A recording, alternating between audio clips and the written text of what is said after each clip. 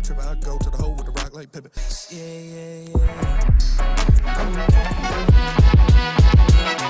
What up, though? And welcome to the Woodward Heavyweights live on WoodwardSports.com. I'm the boy Eazy, joined by my man Spitball Rats. What up, though? Yeah, young Sus in the TD booth. JB's on the Wednesdays, and we're cool on a Friday. What up, though? A Burger King commercial started. It was like Whoppers.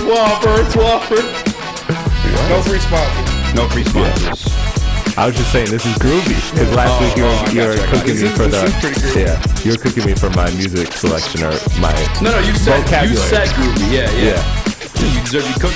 How's this happen? I guess I did move before the show started. You did. If you guys don't know, I'm supposed to be in between these two logos at all times. Whoever sits in the chair. Yeah, in the comments, I just want everybody all show correcting Eazy every time he's out of you're brutal for that one. That's a good if that's the case, make sure you do it with everybody sits in this chair. It works for Ryan, Adam, D-Mac's kind of.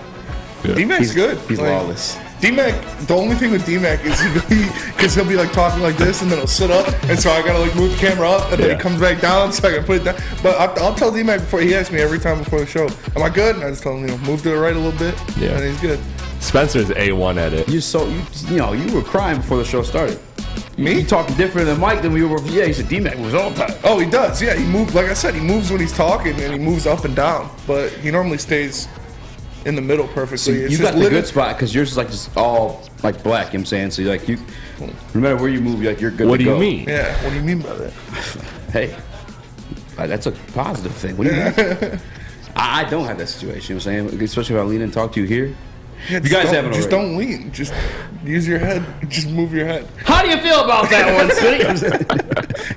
If you guys haven't already, make sure you share the stream, be a friend, tell a friend, hit the like button. We got a jam show pack for you. We're doing our Detroit Lion grades up and through the bye week. You asked the question, Spinny, is this rock bottom for the Detroit Lions, as Dan Kimball referred it to in a couple press conferences ago. I myself had an internal debate this morning. I was looking for stuff to prep, and I was like, maybe we go back to abusing Aiden a little bit. But then hey man, he's not what he's supposed to be. You had an epiphany. A bit of an epiphany because I was like, what's like wrong here? And I went back and I watched some like college tape. Before I jumped into college tape, though, I watched college highlights and I noticed something. Noticed something. Yeah. He seen it. I seen it. But also, you sent in the chat. You got to explain what that was. Oh man. But this is one of the most badass things I've ever heard in my entire life. This is awesome. Do we have pictures for that one? Can I see some pictures real quick, Sus? Yeah, send some pictures. I'll make them a graphic. All right. Or can you send that from the group checks into Slack? Because I'll try to explain it here. There's this couple towns in Peru. They're like I don't want to call them indigenous. I don't even know what to call them. It's just they're the Here, you want me to just read it?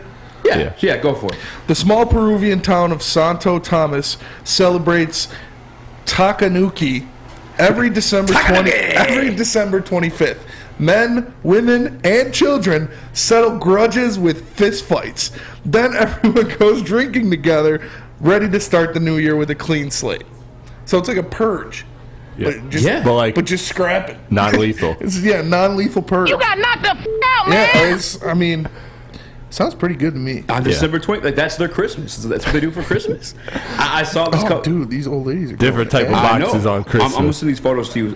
So it's gonna be in Slack, but it's wild. First and foremost, like I'll just cut them back in after like every break. I'll just cut in like a wild picture. Yeah, if you want, or just go throw it up there. Because it doesn't matter. Like it doesn't disgrace from anyone. You can be an old lady. You can be an old man. You can be a child. Like if you got beef, you're gonna see each other. You know These what I'm saying? hands are like Madden 2022. They're rated E for everyone. You can get it. Dude, we obviously heard about the Purge. Rick and Morty did a Purge episode. That's one of their best episodes. But this makes sense to me. Makes sense to you. You got beef? There's one day. We can settle this in the streets, bro. Meet me outside, 4 o'clock. We're throwing them boys. And then we're going to go out and have a couple shots. Yeah, honestly, bro. Like, I love that concept because, like, especially nowadays, man, there's people who go around and because they know it's illegal to get punched in the face, they'll talk all they want. I mean, you still get hit in the face every once in a while. Oh, yeah. For the people, from a real one, but there's still consequences for that real one. Like Kobe Covington. Yes. He was talking that smoke. Jorge met him outside the club. Said, bah! Yeah. Got him. Spot him, got him. Hadouken! Yeah, like on site. And this is the ultimate on site. Like, oh, yeah. This is Peru, right? You said Peru? Like, Yeah, it's in Peru. there's some real ones in Peru. Original Like, town's called St. Thomas or St. Thomas. Or I'm whatever. trying to go to Peru on Christmas. Look at this. I literally was thinking Look at this. You held this in for a year. There's- Whatever you're angry about, you held Yes. that in for a whole year. Look, they got cameramen, they got film crews out there. Like, Bro, it's lit. It's a holiday to wear these masks because I guess the tradition of wearing the mask is like your boss. Yeah. You know what I'm saying? 'Cause you can't beat up your boss and go back to work and like he knows you beat your ass and he's on your ass all year. You got to wear the mask. Then you beat his ass. so you don't like, you can just call somebody out without them knowing who you are. Like, I got beef with you. And Yeah. you just walk over there and start throwing them boys. Essentially. This is Shouldn't have been talking shit. This is facts. You shouldn't have been talking that ish, because they're going at it at Peru. They go down on Christmas. This is crazy. Dude, I think of like all of the fights and stuff that my siblings and me had on Yeah. Christmas, like literally Christmas Day. Yeah. That we could have just settled in the streets like real ones. I remember one specifically. So I'm the youngest. I have 3 older brothers and an older sister. Yeah. My older brothers used to whoop my ass on a daily occasion. Okay, my closest older brother is 4 years older than me, and then 6, and then 8 years. And they just used to beat the crap out of me for no reason. Like, I'd just be watching For TV. no reason? I'd just be watching TV. They just come, bah! And just start whooping my ass. And so, they go away to college. They're doing that. I hit my growth spurt. And I'm bigger than all of my brothers. And so they come back for Christmas. And I got these hands for them. I got these hands that have been waiting 17 years for that. Oh yeah. I remember I was scrapping. My oldest brother took him down. Punched him in the stomach. And then How'd the scrap start? we were just in the basement. Were you like- really just waiting all like from the I comeback? mean, yeah, I had something for them. We were just yeah. in the basement. I was talking crap, talking mess, and they tried to pull some stuff, and they went, "Hey, sweet like you used to be." So I went at him, and my older brother, the one closest to me, the one that's 4 years older, he's the only one that's like big like I am. Yeah. So Cole? Yeah, we had a good scrap, and I had a blanket wrapped around his head, and I was choking him, and I had the blanket over his head. And I choked like deep rear naked choke. Wait, you had a blanket over with his the head? blanket over his head, choking Yo, that's him. not a fight. That's And- murder, bro. That's Sueno Sam. Gets down in the streets, and then we see the lights at the top of the stairs flash, because that's what my mom would do. Yeah. Whenever like Let you know dinner's she's- ready or yeah, whatever. yeah. Lights flash. I'm like, oh, dinner's ready. I let him go, take the blanket off of his head. He takes a deep. I farted right in his face. And, dog, I'm telling you, the deepest breath I've had, like just right in his face, bro. He's like, he was dry even. I ran upstairs, and we were sitting at the table, and he was sitting across from me. And I asked to be excused from the table. I get up, I had to go to the bathroom, and I slapped him. I slapped him across the face, and I go to run, and he throws a fork at me, and so there's the top of my stairs. There's a back door, and then the stairs go down. And there's a little bathroom on the other side, and I jump in the bathroom real fast, and the fork goes whizzing by and smashes the smashes the window on the back door. And it just shatters. I just poke my head out of the bathroom. And so, yeah, that was an eventful. Wow. That was an eventful Christmas. We had the blood of Peru running through our family on that Christmas day. It was a lot of fun, man. No, I love it, man. That's a crazy My brother story. Cole used to give it to me the worst, because we shared a room. We had bunk beds. We shared a room for the first 12 years, 13 years of my life. And so he used to whoop my ass. I'd be watching TV, he'd just come up, leg kick the shit out of me. Just whop, whop, whop. And this is, I'm at 10. It started when I was literally 7, up until 10. And my brothers would just whoop my ass. And so finally, once I got big, I was like, all right, shit ain't sweet no more. Come try that now. And it got done. After that, Wow. we got a little civil. So, if you guys could fight anybody, settle your differences, square your differences, do you have anything? December 25th, circling the date right now. Who's getting it? Who's getting it? Well, Darius. yeah, I feel your whole group would beat up there. No, You guys me all- and Darius has been ducking me for 12 years. This is one of my closest friends. This is my brother, closest friend of mine. I have a very, very close group of 10 friends. We've all been friends for, 12, 13 years. and we went to see Southpaw. You remember Southpaw, the Jake Gyllenhaal boxing movie? Yeah. And we all went to see it. And me and Darius were gassed up at it. We were talking shit. We were like, all right, we're going to scrap. Like, just, no like animosity, but just like a friendly, 30 seconds. We're just going to fight real quick. We're like, he was like, bet when we get back to Corey's, we're going to scrap. Because Corey had a big backyard. That's where we'd all hang out and stuff. We used to smoke a little bit in the garage and stuff like that. And we get back there, and I'm ready. Hoodie off. Standing outside, I'm ready. There's like, all right, give me a second. He goes in there, chugs a pint of Hennessy. Oh. As soon as he gets in the garage, chugs it. And he's like, bro, I can't fight you. I'm too drunk. I was like, bro, you are soft. You are Charmin soft. And he's been ducking me ever since. He doesn't want these problems. Because last time we went to Coonan, you were poking at him again. And I was like, bro, he's dude. He's just chill. But Darius didn't want nothing. So many people. But I was like, Spitty, chill. We're just chilling, bro. So many people say that to us because, he is but he has done so much to deserve this behavior. Just committed atrocities in our friend group that, sober atrocities or some, but mostly. Yeah. He's got an alter ego. We call him Charles Chalmers when he gets drunk. We all got those. It hasn't been in a while, but back in the day, it used to get a little wild. I'm not going to go into it, but there's reasons behind this, verbal and physical abuse. I got a friend named Ryan, and sometimes Ryan's Steve, so I definitely understand. Yeah, and everybody always says that, when they first meet our group, why are you guys so mean to Darius? You'll know. Even Dom said it to you that night. He was he deserves it. It is what it is. Listen, the chat says battle of the dads, Neil versus Armani. Neil versus Armani. Oh, that'd be a good scrap. That'd be a good scrap. I got my boy Neil. I'm going, beat it till I die. Neil's.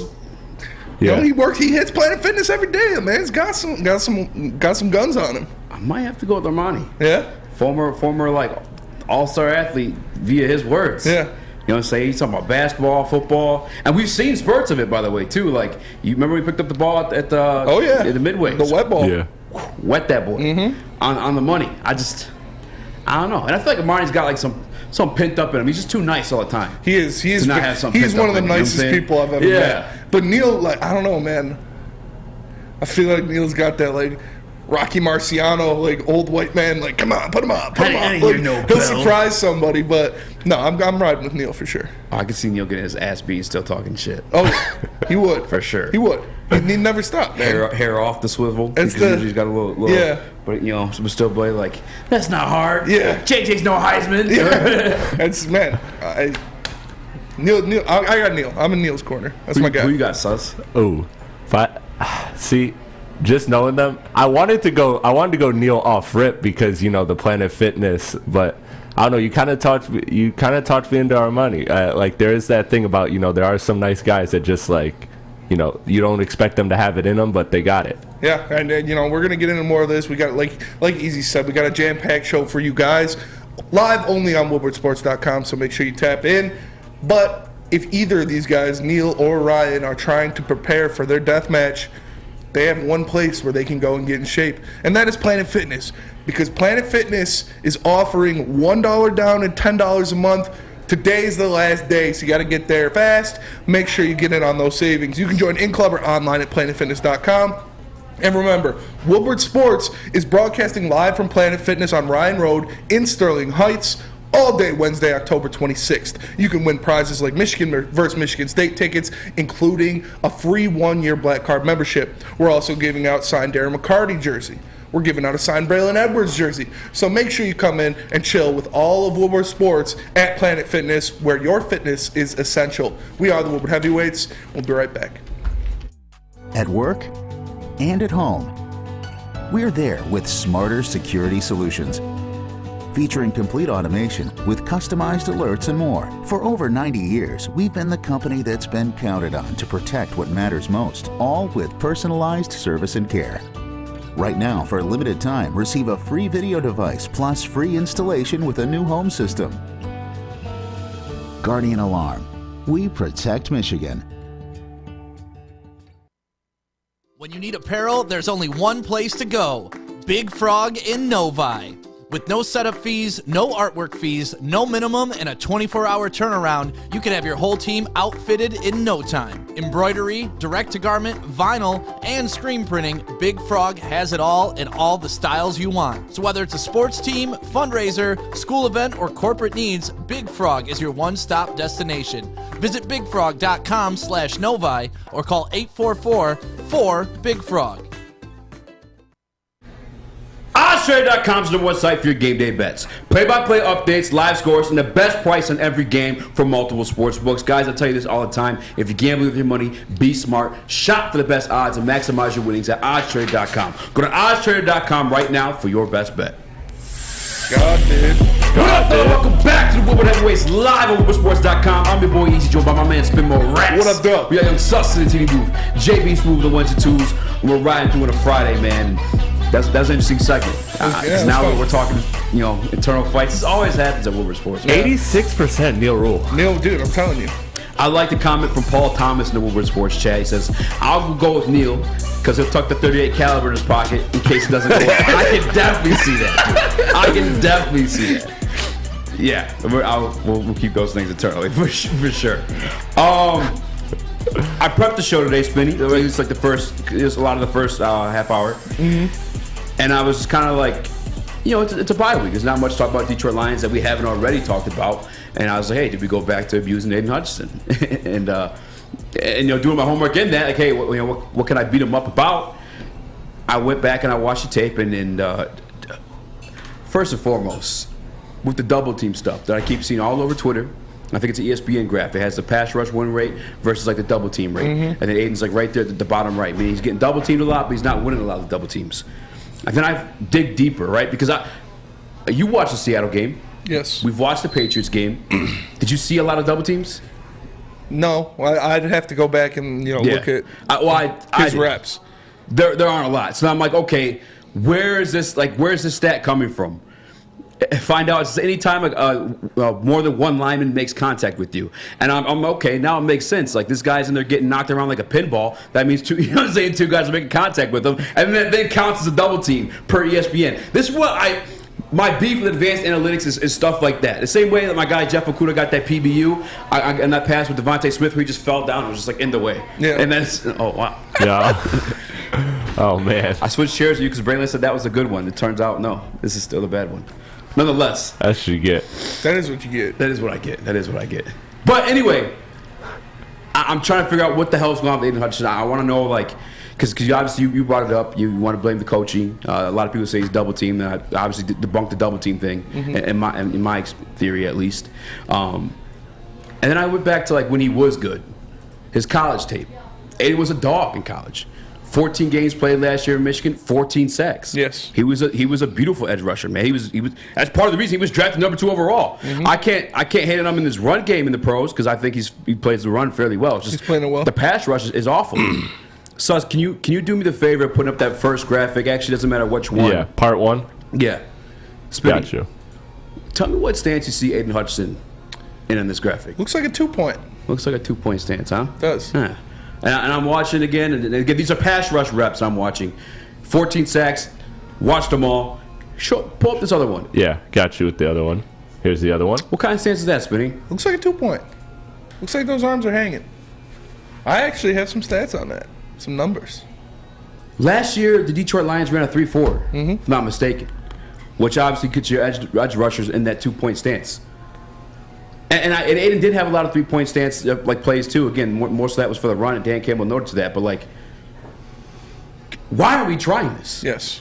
I didn't have to point the gun to AG on this. Yes. You have some stats on this too, though. I do. At Michigan, in his first 20 games, he was in a 3-tech for most of those pass rushing snaps. He had 3.5 sacks in his first 20 games in Michigan.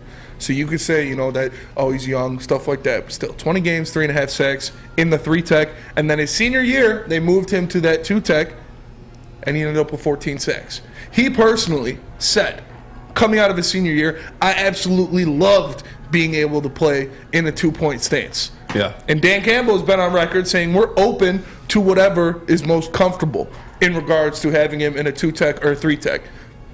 And you look at the stats, you look at the numbers, you listen to what he said in past interviews, he is at his maximum value, most efficient, and most dangerous when he's coming out of a 2-point stance. Dan Campbell has been on record saying also that when you're lining up with the tight end over you, it's hard to be in that 2-point stance. It's hard to play the run in a 2-point stance with the tight end over you. Yeah. So move him to the other side. So move him to the weak side of the field. Do something, because this is obviously not working in the 3-tech. He's obviously at his highest capacity of attacking the quarterback when he's coming out of a 2-point stance. So it doesn't make sense to me that they haven't even tried it. They haven't even said, yeah, stand up. Get your hand out of the dirt. Get in there. After what they've seen from his numbers in college, that when he's in a 2-point stance, the guy is an absolute monster. And when he isn't, he is somewhat pedestrian. So I think whether it's moving him to the other side, whether it's letting him go 2-point in obvious passing situations when you're on the tight end. So like if it's 2nd and 7, if it's 3rd and long, if it's 3rd and middle, 3rd and 5, where you're like, all right, they're probably going to throw the ball, let him stand up. Yeah. Let him get his hand out of the dirt. Let him use his quickness. Let him use his athleticism to beat these guys on the edge. If not, you're not only hampering him, you're hampering the team. You're putting this guy in situations where it's been proven that he is less likely to get to the quarterback. And that, to me, that's malfeasance. That, to me, is something you can't just keep running out there all week, all game, every snap. Yeah. You can't do that. That is bad coaching. And I don't want to say it's on him at all, because, yeah, you can go and say, hey, coach, can I stand? But he's a rookie. He's trying to do everything. He's doing what the coaches tell him. That is on you as a coaching staff. That is on Todd Walsh. That is on Aaron Glenn. And it's on Dan Campbell. You need to see these things. You need to address them. And you need to make the change. Blows my mind we haven't seen that. It literally blows my mind. And, like, I've been a defender of Aaron. Aaron Glenn. It's going AG from now on. I told myself that yesterday. I don't know why I'm not staying put with that. But nonetheless, I've been a defender of Aaron Glenn, of AG, up until this point. Because I've literally seen reps. Guys, I'm a nerd. I'll go back and I'll watch the tape. I've seen reps where Aiden Hutchinson dropped into pass protection before I've ever seen him rush from a 2-point stance. What? Yeah. How? Why? Why? You've seen him be. He got 14 sacks last year. A lot of them rushing out of that 2-point stance. Mm-hmm. I've never seen him drop back into coverage. Why is that the one weird thing you're trying to put him in? Yeah. Versus something you've seen him be successful at. That's what angers me the most, is at least try it. At least try it. To me. If you try it and he's still not getting the quarterback and he's getting blown up in the run game, then I'll be like, all right, you tried it, it didn't work, whatever. But you're not giving this man the opportunity to do what he does best in the position he does it best in. Yeah. And that, like I said, is malfeasance. Malfeasance for malfeasance's sake. Like, there is no reason you can explain. If he had 7 sacks on the year, 20 quarterback pressures, was playing great, then I'm like, all right, fine. You leave him where he's at. It's obviously working. But it's obviously not working. It's obviously hampering his skill as a player. It's obvious that the only time the guy got a damn sack was against the worst offensive line in the NFL. With the quarterback who holds the ball longer. With a quarterback who is half stupid and holds the ball longer than anybody else should. Like, give this man a chance. Change things up. He's a rookie.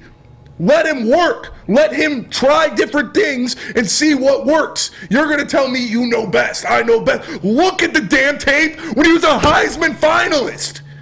The guy was in New York from a 2-tech. Put him in the 2-tech at the next level.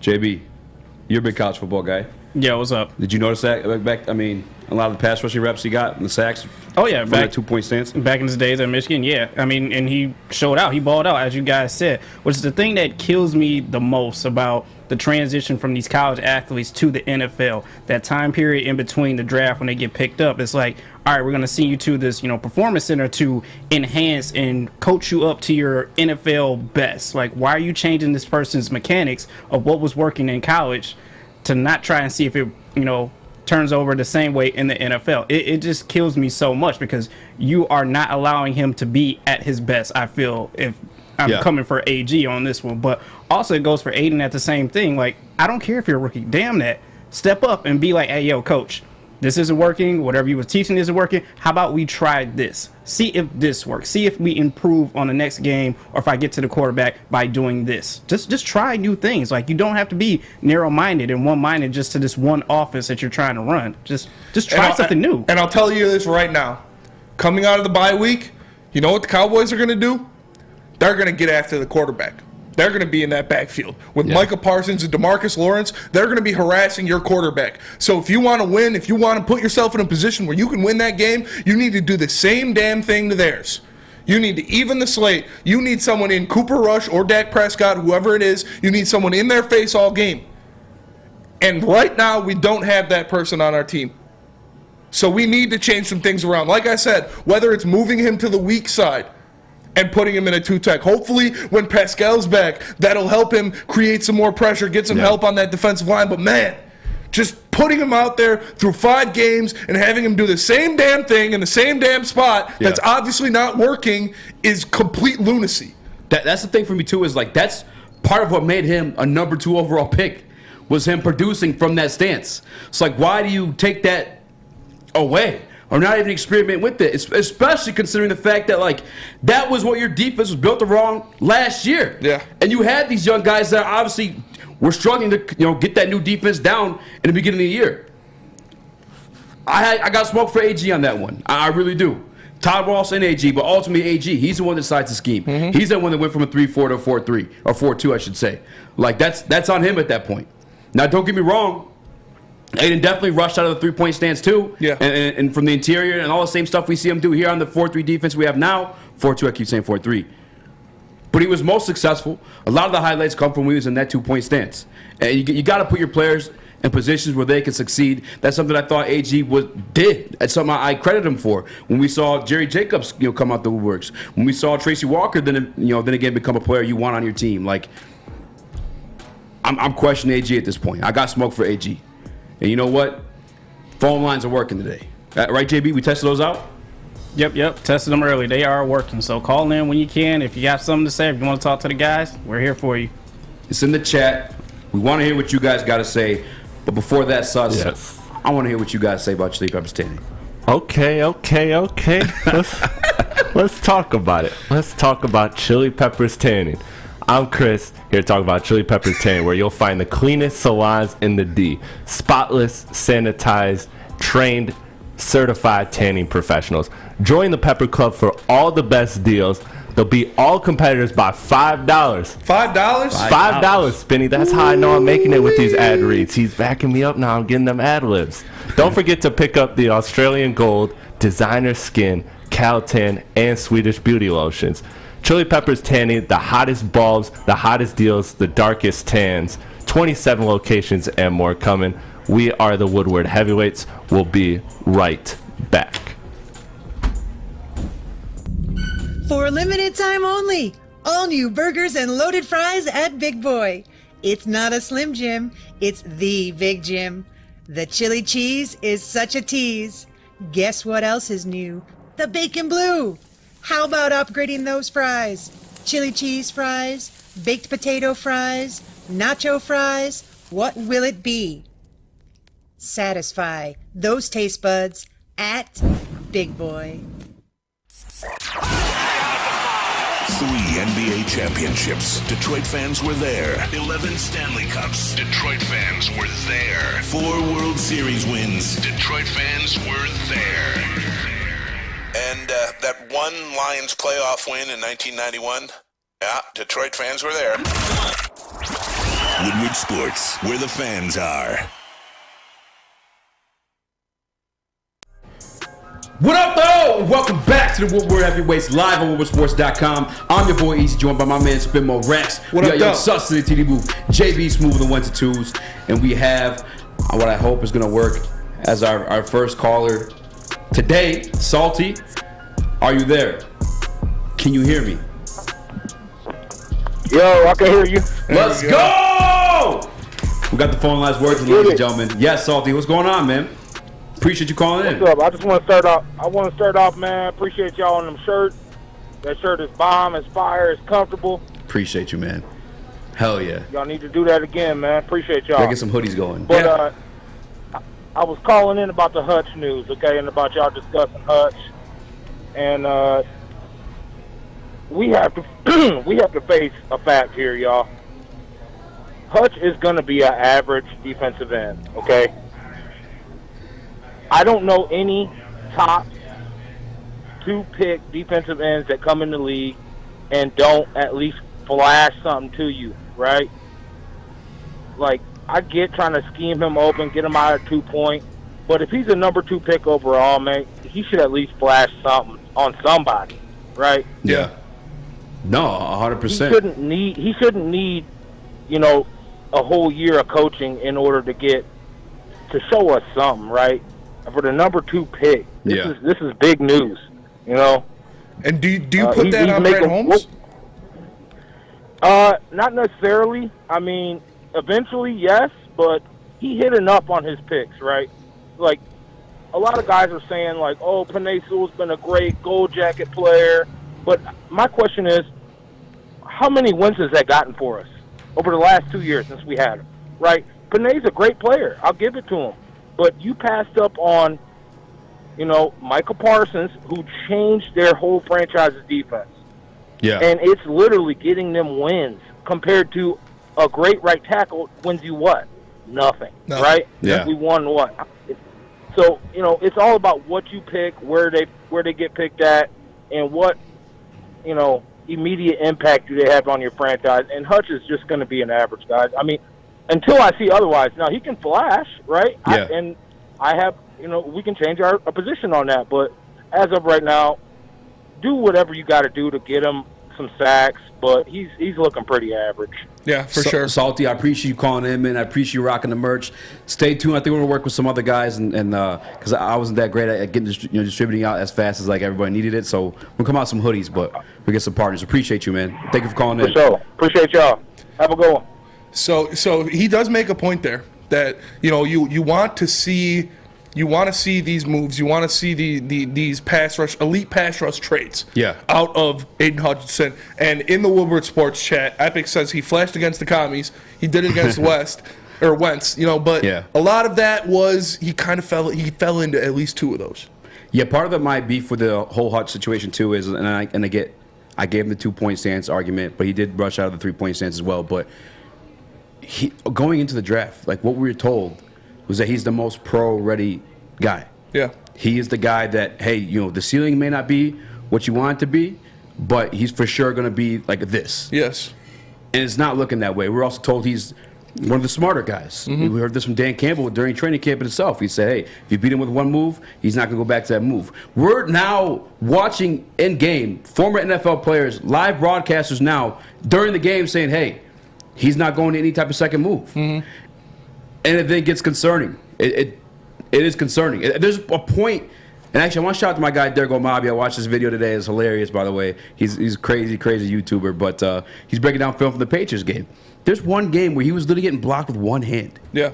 One hand. Well, yeah, it's tough. And we got somebody else on the line. You put him through real fast. Yes, I believe we got Scott. Scott, you there? I saw a comment from a Scott in the Woodward Sports chat, so he hung up. Are you still there with us? Let's go. Yeah, I'm here, Eazy. I'm here, Spencer. How you guys doing today? What's up, Scott? Doing good. How are you, man? Not too bad. Ready for this weekend, man. I'm ready to see Michigan kick the shit out of Penn State. Sorry for the language. For sure. Good, man. So what do you want to say, Scott? What are you trying to rap about here? I'm completely with you guys on the whole him coming out of a 2.3 or a 3-point stance. I completely agree with you. And like I was telling Adam and Jeff this morning, I was like, the coaching staff needs to be a little bit harsher on these guys. I feel like they want to be out on the field, but there's no effort. They're not showing me that they desire to be out on that field. Like their life depends on being out on that field.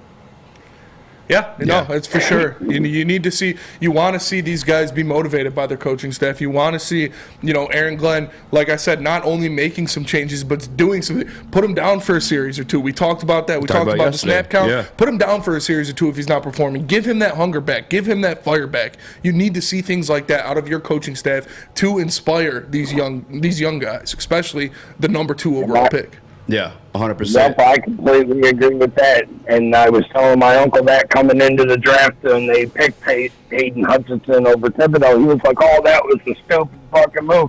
I'm like, "Look, Thibodeau's a one-and-out player.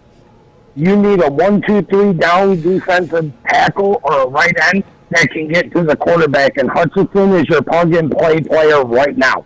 Yeah. When you look at the stats too, like the pass rush stats, like Kayvon Thibodeau's like right there, right beneath Aiden Hutchinson. He has like what? He only started like week 3. Yeah.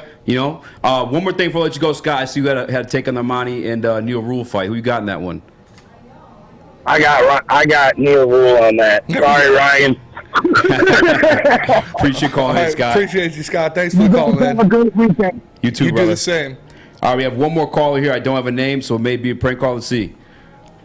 Let's hear that. Is it Borat? I don't know. There's no name on there. Mike. It's Mike. It says Mike. Hey, man. What's going on, man? It's Mike. How you doing, man? How's it going, brother? Hey, man. Hey, man. Hey, look, man. I'm doing pretty good over here, man. I'm drinking some Kool-Aid. Tastes pretty nasty, man. I got it from Jim Jones. That ain't too good, I think. We actually have Dan Campbell on the phone right now. Dan, tell me about what you're doing in the bye week. What's going on? Hey, man. I'm just sitting here, man. I got my Kool-Aid on my tongue right now. I'm taking pretty good, man. I'm looking at some race car helmets. Okay. And I thought, man, I should put that on my head, man. Mike, all seriousness, where are you at with Aiden Hutchinson stuff? Are you concerned? I mean, obviously, I think it's a little bit too soon to call him a bust, but like, where is your level of concern on this point? At this point, It's a little concerning here. Not too big, though. In all honesty, if you look at the rest, it's kind of similar going on here. I think that having players, no one next to him, it is more difficult. But he's got to play better for sure, and I think that the coaching staff needs to put him in position to succeed. But I don't think he's a bust. I think that's overrated. Yeah, I agree. It's way too early to call him a bust just yet, and I do think he will get better. I agree with you. I want to look at Charles Harris in the same light that we're looking at Aiden Hutchinson. Mm-hmm. Like, you brought in here, you had the 7.5 sacks last year. You have 1 so far this year. We need you to do a little. You should be seeing single teams over there. You should be, one-on-ones, going after it. We need you to help him out, take some of the leave off him, get in that backfield, make something happen. How do you feel about Charles Harris not performing to what we even expected him to do? It's bad. It's not just Charles Harris, but it's everybody upon this defensive line right now. You got Austin Bryant not doing anything, Charles Harris not doing anything, you got Romeo Aqua on the sideline. It's all concerning. And Todd Walsh has got some explaining to do, in my opinion. What is going on with this defensive line? They need to get better. Charles Harris needs to get better. Speak Easy needs to get better and get pressure. No, 100%, man. It's driving me crazy. That's why I was speaking to you yesterday. Yeah. If I'm going to blame anybody on this defense specifically, yesterday was Todd Walsh, but today I'm pointing the finger, I'm pointing the gun a little bit at AG. We see this kid rush out of the 3-4. The 3-4 is what you had last year. These guys are young and inexperienced. It's kind of like what they adapted to throughout the season last year. Put them in that same position. Because obviously at some point you were succeeding with it. You held a couple teams to 19 points, But I appreciate you calling in, Mike. 100%. Can you give me one of your... Hey, no problem, man. Can you give us one of your taglines written that like button? Hey, man. If you like to put helmets on your head and do interviews and press conferences, smash that like button, man. That's what I'm going to do right now. I appreciate you, Mike. Appreciate you, Mike. You're the man. Peace. Have a good weekend, dude. Yeah, no, he made a lot of sense. It's not only Aiden Hutchinson. Obviously, the eyes are on him because he was the number 2 overall. Mm-hmm. He was the hometown guy. He is the guy you expect to come in here, but it's everyone not performing on that defensive line. Like we said, Charles Harris only has 1 sack on the year. Yeah. Austin Bryant I think he also has 1 sack on the year. It's tough, man. It's tough when you got nobody going. Nobody. It is tough. The one beef I have, and maybe it works vice versa, because Charles Harris is a vet, but up until last year, I think throughout his career, he only had 4 sacks. He's been like a career backup. Yeah. He had the renaissance here in Detroit, and I thought, again, that's why I kind of wanted to praise AG, because he makes guys look better than they are. He has, at least in the past. Yeah. And maybe I'm in the wrong. I'm not an NFL coach, and I know Dan Campbell hinted, hey, this affects us in the run, but you said put him on the other side of the line, or I don't know, man. But to the point about Charles Harris in comparison to Aiden Hutchinson, I would just like to mention that Aiden Hutchinson is a number 2 overall pick. Yes. You know what I'm saying? And Charles Harris, career backup. Yeah. There's a difference for me. That's why Aiden's catching more heat from me. Oh, personally. for sure. No, like I said, rightfully so. Yeah. The biggest eyes are on Aiden because he is that guy. He is the guy you invested so much in. He is the guy you expected to come in here and change your franchise. He was the Heisman finalist, the leading sack getter in Michigan, So there was a lot expected out of him and not so much out of Charles Harris, but I still expected more out of Charles Harris. And I thought bringing in Aiden Hutchinson would help out Charles Harris.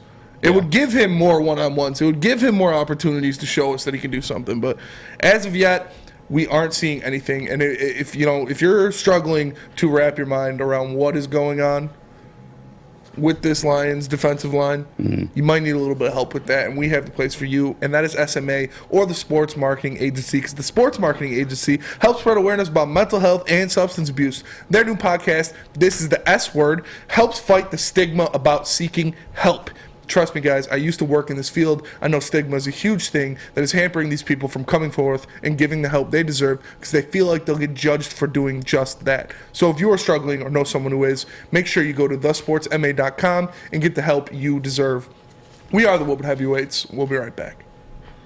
Introducing the Planet Fitness Guide to getting that post-workout glow. Step 1. What's your why?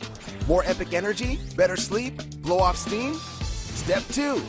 Join Planet Fitness for just $10 a month and get moving in our clean and spacious clubs.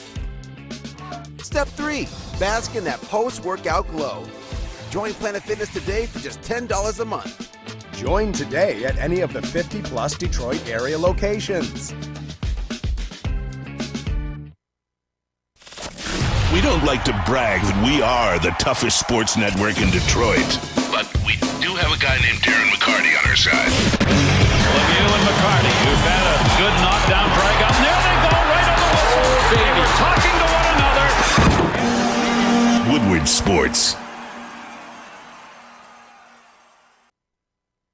What's going on, everybody? It's Spencer for the Foaling Warehouse in Hamtramck. You know it, you've heard of it. It's the home of the original football bowling pin game called Foaling. 2 different ways you can play. They've got $12 open unlimited play as well as private lane reservation for $120 if you get thirsty. They have a $2 mystery beer vending machine as well as multiple fully loaded bars for you to choose from. So make sure you come check them out in Hamtramck or visit them online at foalingwarehouse.com.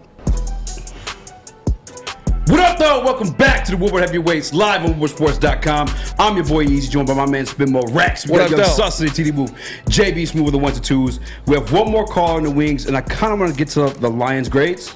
Yeah, we can do the that. grades, and we'll talk about the Detroit. I know the Detroit Red Wings are playing tonight. I promised you guys we were going to talk about the Detroit Red Wings. Kind of waiting closer to game time, to puck drop.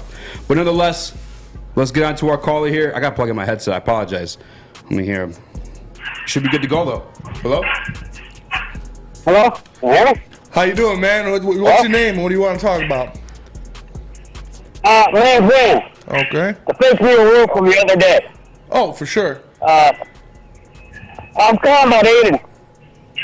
I don't quite think he's the best, but I was happy with the pick when they took him in number 2, but once I heard that Aaron Glenn was switching to a 4-2 defense, he's the wrong fit. He's not a down lineman. He was mediocre. He wasn't very good at Michigan when he played the down lineman. He excels as a stand-up, outside linebacker / defensive end where he can read the offensive play. He can kind of make the tackle tip of what the play was going to be. I thought it was a great pick until Aaron Glenn switched defense. I agree. So what do you want to see? Do you want to see them go back to that other defense, that 3-4? Do you want to see them change up how they're using Aiden Hutchinson, or what would you like to kind of get him jump-started? I'd like to see him put him back in the stand-up position. if going back to a 3-4, they did better last year with the 3-4 with less sense than they do out of 4-2. So, I mean, right now, Aaron Glenn, I like him. I thought he was a great coach last year. He did a lot with really shit talent, a lot of injuries, but this year they've just taken worse. You know, Charles Harris wasn't performing the way we expected. 100%. I just think I believe this is all on Aaron Glenn. I mean, I'm not a fan of Dan Campbell. I think he's a joke, but it is what it is. But I was a fan of Aaron Glenn until this year. He just is not making in-game adjustments. 100%. I'm with you, man. I want to see him in that stand-up, and appreciate you calling in too. I want to see him back in the stand-up position. At least let me see it. Let me know like why that's not the case. You know what I'm saying? Like and you don't owe me that. You know what I'm saying? I'm not your boss. I'm not Sheila Ford Hamp, and I don't own the team or anything like that. But like, for me to continue to stand up here and defend you, I gotta see you utilize like everything at this point, you know, and like you said though, the 3-4 defense that we saw last year, they were more successful in it. Yeah, I think we kind of all got swept away in that changing of the defense. You know, we all thought about it as good when he said attack, attack, attack. We're playing with aggression. We're playing with anger. We're gonna play, dangerously. So everybody got swept away with that. They're like, yeah, and I'm one of them. I'll say it sounded great to me. Yeah. Attack, attack, attack. Get after the quarterback. Don't worry about it. But that took away from what Aiden did best, which was being that two-tech, which was read what was going on, make his move, make his right read, and get to the quarterback. So I'm not saying abandon all hope right now and switch back, but we're going to need to see some adjustments for sure. 100%, man. We do have a segment on the show today talking about Detroit Lions grades. We've spoke about Aiden Hutchinson now for 2 segments. Spam, I'm going to go to you on this one. What are you grading him up into the bye week in his career, I guess, at this point? So you look at his very young career in the NFL. You look at his stats. He's obviously got the 3 sacks we know of. He's got 14 total tackles, 2 tackles for loss, and 6 quarterback hits. So not terrible. Yeah. Not awful performance. He is getting in the stat sheet. He is doing. Obviously, a lot of that came from that one game against the Durs. I'm going to give him a C-. I'm going to give him a C- so far in this season because it could be a lot worse. It could be a lot harsher of a grade, but I'm not putting it all on him. Yeah. I am taking off some of it because of how they're using him, because of the lack of depth on that defensive line, the lack of help he has, and I think it's a big ask out of anybody. Sure, yeah. Number 1 pick, number 2 pick, number 3 pick, number 50 pick to come in and be a game changer on day 1. So I'm taking all of that into consideration, but I still do think he hasn't performed at the level he's capable of just yet. So I'm going to give him a C-. Yeah, my whole beef for the two is like he was sold to us as the most pro-ready guy in this draft in terms of among the pass rushers, and it felt like among everybody. And now I look around the league, and again, I could just be buying some hype. I looked at some stats this morning, not everybody's, of course, but I see these other rookies, guys that you're not supposed to take at a number 2 spot because of draft value. But I see a guy like Sauce Gardner tearing it up in the New York Jets uniform. Just got his first interception this past week.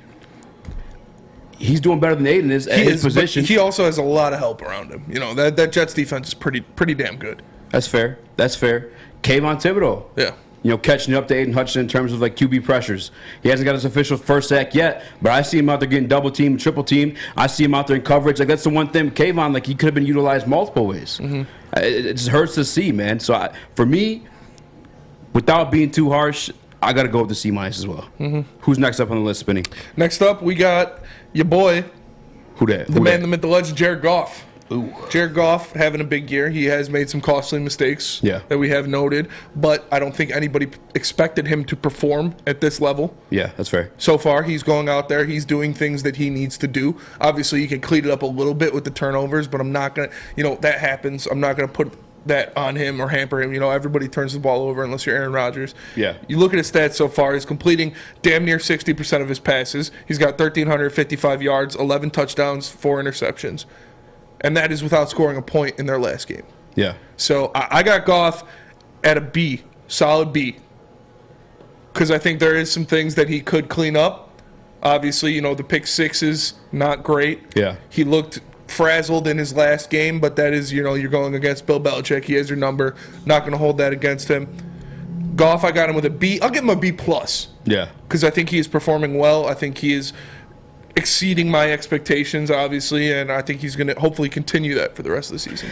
Yeah, so I got him at a B+. I teetered back and forth between the B and the B+. I guess I'd have to give him a B. I'm already marked as a Jared Goff hater, so I'm just going to go ahead and give him that B. All right. I'm going to go ahead and give him that B. He works very well within the system. When the system breaks down, when coach is aware of that, guys like Bill Belichick, and he's not able to progress that second or third read. We knew that coming in. Yeah. He has a lot more weapons to work with this year, and he's working well with them. So to bash the B grade, I mean, people are going to bash whatever the hell I had to say regardless, but I mean, he's still playing well at the quarterback position. But if we're being realistic, you had the 4th and 9, where obviously you shouldn't even been in that situation. But nonetheless, you fumble, you give up a score in that situation. You had the pick 6 against Seattle, and those are just reminiscent. Those aren't just things like, hey, that happens. No, because that's stuff that was happening last year. That was stuff that was happening in LA. That was one of the things that made Sean McVay want to upgrade from a Jared Goff to a Matthew Stafford, who has interceptions. He's been playing like booty. Stafford's got a D- this year. That's not all on him. I mean, his offensive line is pretty terrible. Yeah. But. And Stafford's been that kind of guy, though. I'm saying he's a risk taker. He's not going to lose the ball in goofy ways, like in that 4th and 9 play, or I guess he has some pick sixes just for going for straight bombs and stuff like that. But with Jared Goff, his pick sixes are on 15-yard slants and stuff like that. You know, so his first pick 6, I'm not bashing him for because I know it was a miscommunication on T.J. Hawkinson, and Hawkinson got grilled for that. After that play. But Jared Goff, I'm giving a B, and I'm not mad at a B+ either. It's I'll give him a B+. Yeah. I was honestly close to giving him an A-. It's he's done a lot of things. He's produced very well.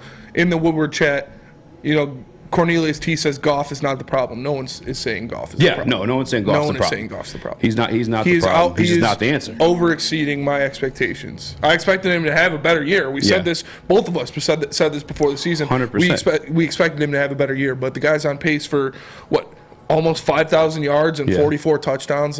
Come on now. No. But next up, we got... I want to get JB. You got a grade for Goff real quick? I graded him the same as you guys. I gave him a B as well. Okay. As you all said, I mean... He's just the guy for right now. Once he progresses through his move, as the line breaks down on him, he doesn't know how to improvise. So that's what kills me a little bit. So I just gave him a B with that. He's still doing a good job, but not the job that we want done, Yeah, for sure. 100%. So next up, we got our boy, the man, the myth, the legend.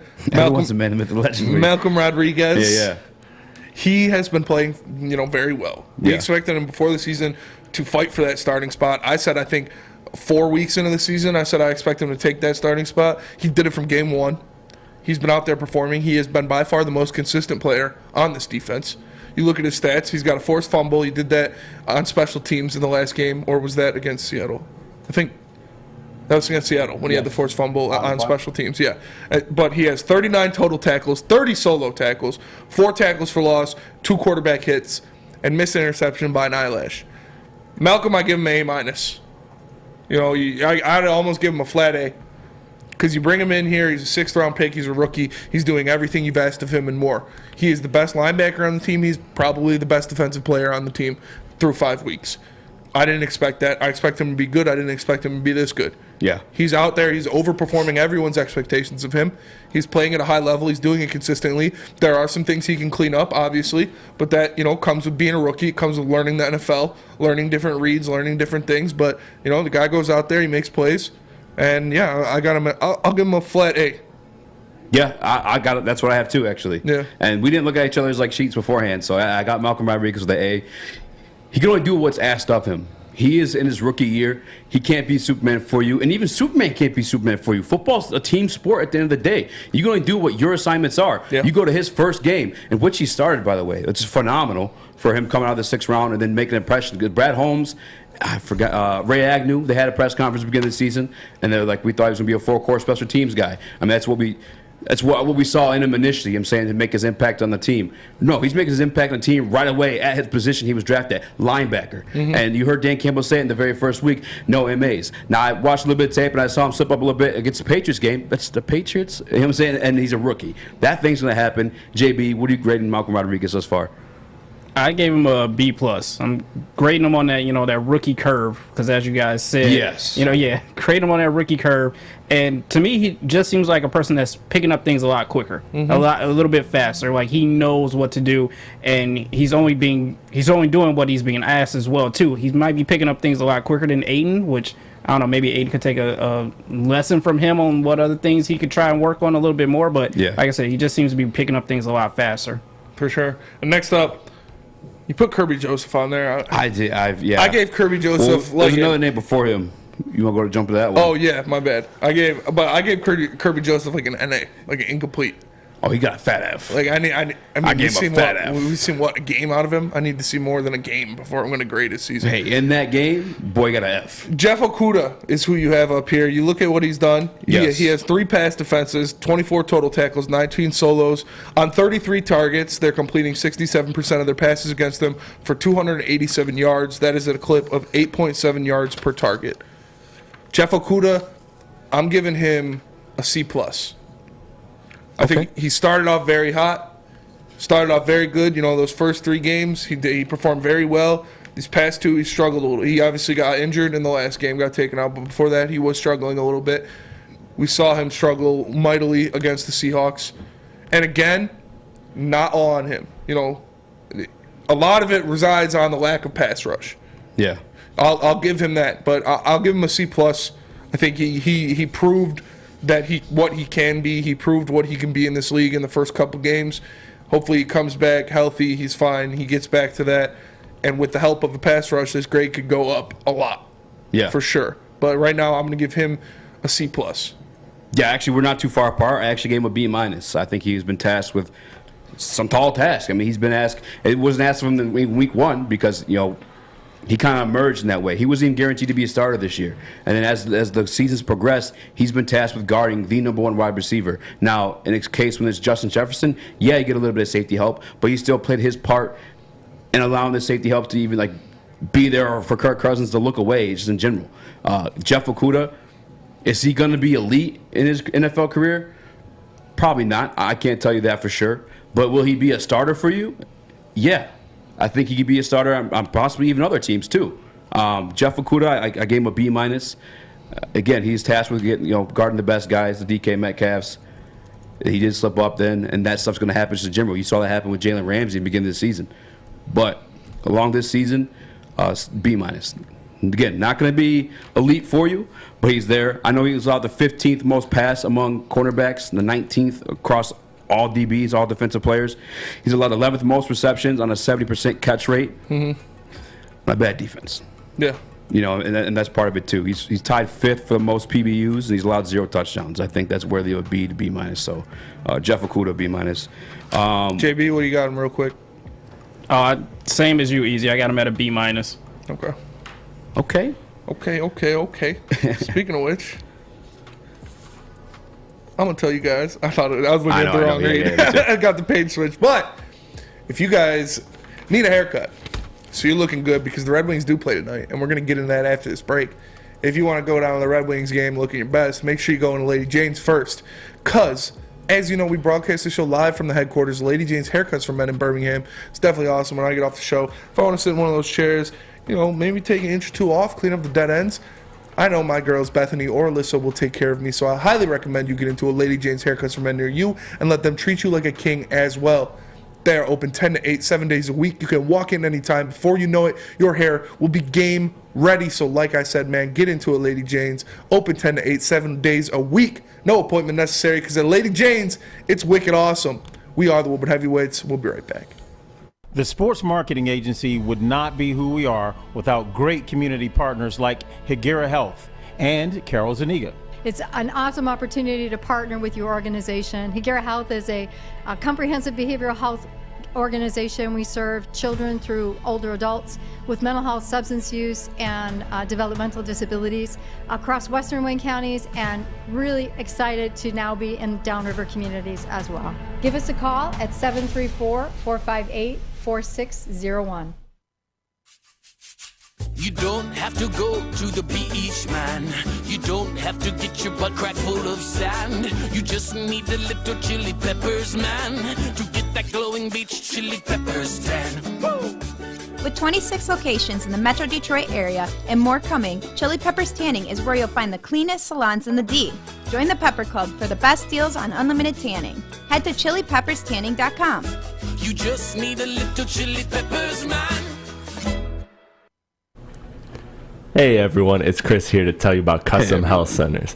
Is it time to get back to fighting your weight? Feel like in the summer, you packed on a few too many LBs? Custom Health Center can take the willpower out of weight loss. Whether you need to lose 20 or 120, Custom Health Centers will help you do it quickly and safely. Go to customhealthcenters.com or give them a call today at 844-789-THIN. Once again, that's 844-789-THIN.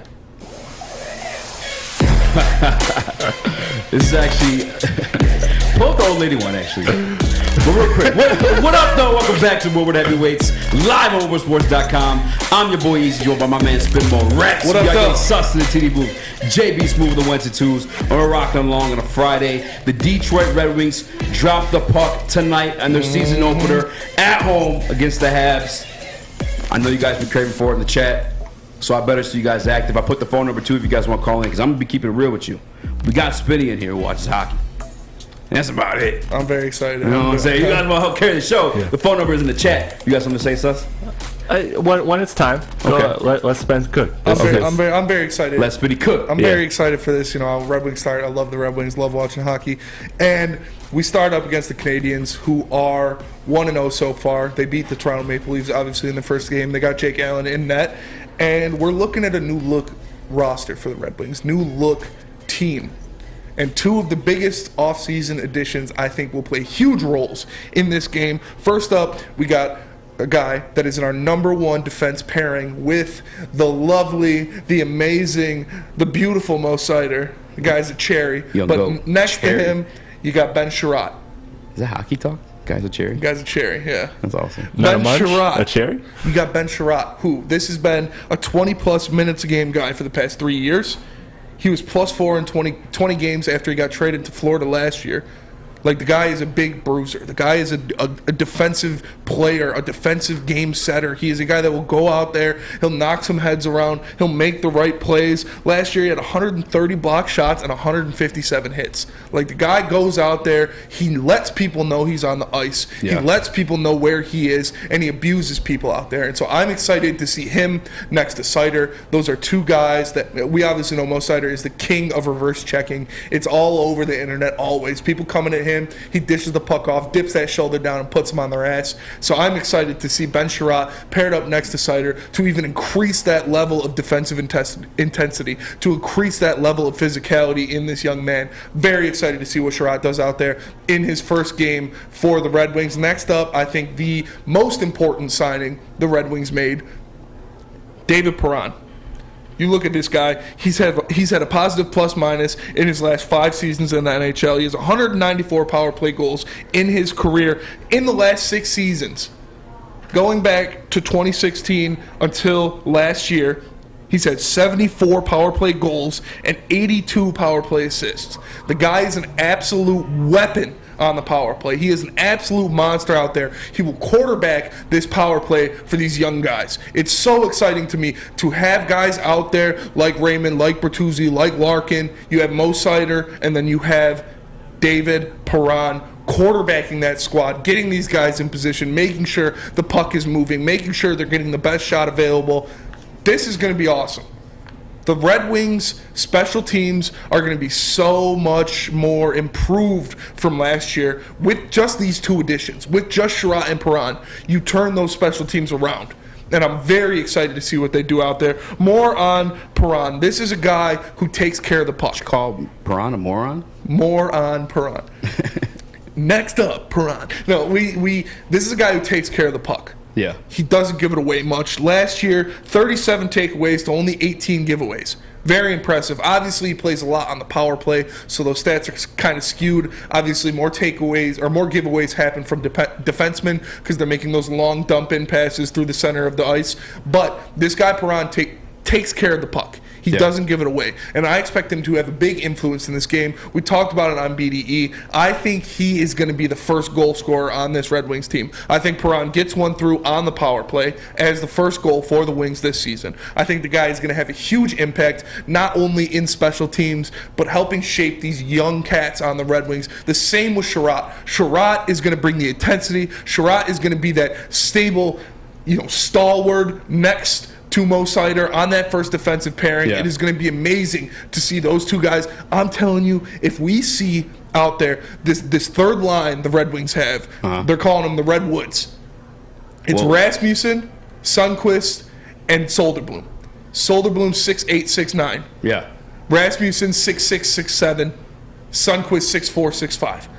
Jeez, three monsters out there, and if you have Mo Seider and Ben Sherratt behind them, people are going to be scraping brains off the ice. Like, this is going to be a bruising, big, skilled, just monster lineup that the Red Wings can put out there to just beat teams into submission. I'm so excited because Rasmussen impressed me a lot last year, especially towards the end of the season. I think he really picked it up, not only with what he was doing offensively, but his physical intensity and different things he was doing. He was laying the lumber on guys at the end of the year last year. So you put him out there, you give him that freak of nature, the tallest player, 6'8", 246-pound Elmer Soderblom, put him on the other side, and then you got Sundqvist out there. Like, these guys are going to crack some skulls. And especially, like I said, with the defensive animals, defensive intensity of a Sherratt and Seider behind them, I want to see those five on the ice so bad because they're just going to be mashing people, dude. I'm so excited for it. And Ville Husso, another addition, is getting the start in net tonight. Ned will get the next start. That's crazy. Ville he's the real deal. That's the guy they traded for, right? Yeah, and he's the real deal, man. He is going to be me and D-Mac both picked him to have the most wins over Ned this year. I think he will get the most starts. I think he'll have the most wins. He's an impressive player. And we got Kosa back there breathing down the necks. So Red Wings are going to be exciting this year. Sherratt is going to be a guy we got on the list who drops the gloves first. Yeah. That is Ben Sherratt. That's because I was asking D-Mac earlier. Yeah, Ben Sherratt is going to be a guy out there that'll punch someone into submission. When we signed him, a lot of people were complaining that he's like older and stuff like that. And then I went and I did my homework and I saw just last year, I think it was the Panthers traded a first rounder, a fourth rounder, in a prospect for him. Mm-hmm. That's high value. Yes. And the Panthers are one of the best teams in the NHL. 100%. And they're a tough-ass team, too. I remember back to like when I first actually kind of like got into hockey was the Panthers and 2 years ago was the first like series. Panthers and the other Florida team. Yeah. Help me out here. What Thunder? Lightning. Yeah. And it was the violent series. Oh, yeah. That was a great series. Yeah, and I just know like that's like the elk of like the Panthers are as a hockey team. Obviously, we have Mo, and then you add Sherratt to it. I'm excited. You guys are gassing me up. We actually have someone calling in. Yeah, right now. Bring them through. Let me hear All right, Scott. What they got to say. Scott, let's see what you got, man. How you feeling about puck drop tonight? What do you got to say, man? Appreciate you calling in. Oh, dude, I am so excited. The way I see it with today is he's like a Darren McCarty. Yeah. He's getting paid top dollar, but he's also a role player. Yeah. So, like, if they need him to go in there and drop the gloves like Darren McCarty did, he will. He ain't got no problem doing it, and I like that. Yeah, facts. And what is your prediction for the game, and who do you have scoring the first goal for the Wings this season? Oh, that's a tough one. I don't know. I'm not picking the first goal for the Wings. That's too hard of one to pick. But I'm thinking that it's going to be 3-2 Wings tonight. 3-2 Wings. I like it. I like it. But to comment on your whole Redwoods theory, it kind of reminded me of like the Mighty Ducks with the Bash Brothers. Yeah. Oh yeah. Bash Brothers 2.0, man. They're going to go out telling you that's going to be. Appreciate you, Scott. You know, you get those three guys out there, all of them 6'4", even 6'5 plus on skates. That's going to be intimidating for other teams. Yeah. And like, dude, I'm just so the level of skill to match that size is insane. How fast these guys are, not only in the open ice but with the puck. Yeah. Their ability to handle the puck. And their ability to score the puck. The dump and chase, imagine running dump and chase with those three guys. You have Sider, Hronik, whoever, dump it in. You got Soderblom and Sundqvist screaming down the ice, coming after That's the what I'm puck. excited for, is my guy Soderblom. They're going to crush them, buddy. And if it's like a close, if they're close to the puck, their arms, their reach, their sticks are so long, like they're going to win that battle. They're going to get the puck back. Soderblom's the guy that I've been watching since I prepped to fill in for Neil Rule on BDE. Yeah. And I was like, I need something to talk about here. I don't know hockey. To sit here and try to talk hockey with Darren McCarty, holy shit. So I had to go back, hit the YouTube, watch him. That's how I became the Swedish Elite Scout. And this is before I knew shit about shit. Yeah. And I was like, this guy is badass. Yeah, dude, he's a unicorn. 6'7" giant. Yeah. Silky, like nasty. Yeah.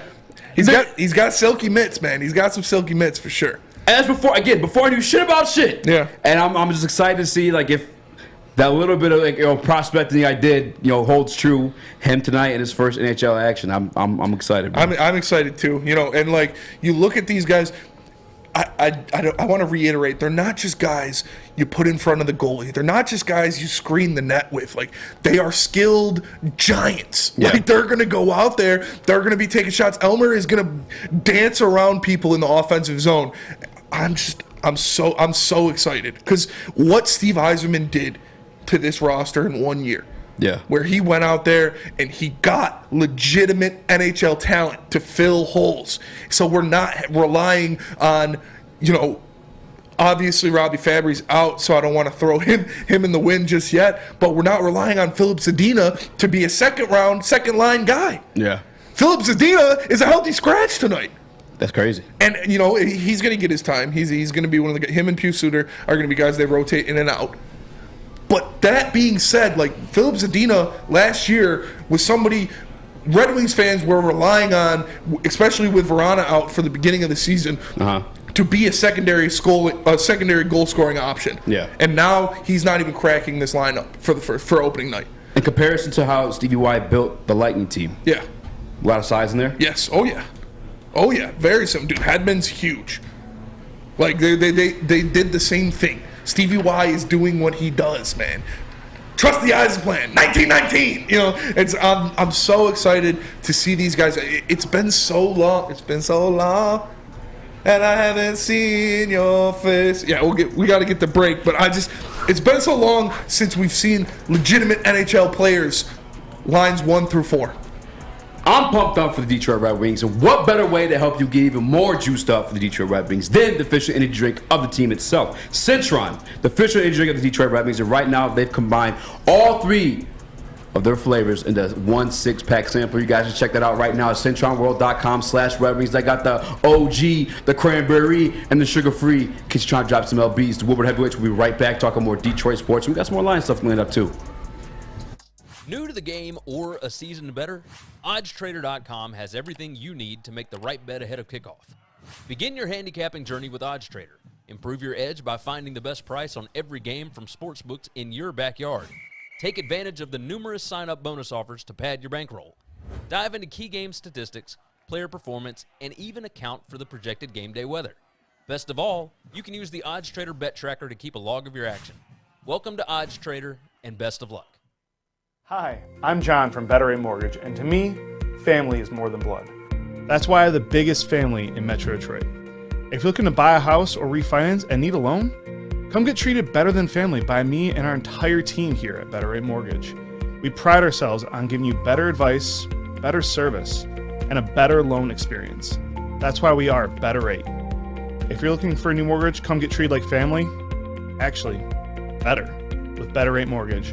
Visit us at mybetterrate.com or call at 248-480-4467 today. Detroit Red Wings are on quite a turnaround, and it seems like Stevie Y rebuilt that quick because Stevie Y cares about uptime, much like Alta Equipment, because at Alta Equipment, uptime matters. Alta Equipment has everything you need to get the job done. You got a big project coming up, Alta Ranch you covered. Make sure you give them a call today at 844-GO-TO-ALTA. Again, that's 844-GO-TO-ALTA. Alta Equipment, where uptime matters. What up, though? Welcome back to the Woodward Heavyweights live on Woodsports.com. I'm your boy Easy, joined by my man Spinmo Rex. What up, though? We got young Sus to the TD move. JB Smooth the 1s and 2s. And before we move on from hockey, I've seen Sus getting ready to raise his hand. Sus, you may ask your questions to class. Well, Spencer kind of got into it, so maybe if there's something to elaborate on. My boy Sean was talking hockey with me, putting me on game to some stuff, and he said that one of the most interesting things is Zadina and him not being on the line. Is that honestly just by your takeaway sounded like it was a good thing and it's something to be optimistic about, or is it anything to do with his play or any concerns you have with him? No, it's about Soderblom. Soderblom's in there and Zadina isn't. That's what it is. That's the spot that he would have filled. So you bring this young guy in there. He's obviously a freak of nature. You want to see what you're going to get out of him. You know what you have out of Zadina. You know the guy, Zadina can be a 20, 25 goal scorer in the NHL. He can be a guy that goes out there, plays some, second line power play, does what he needs to do.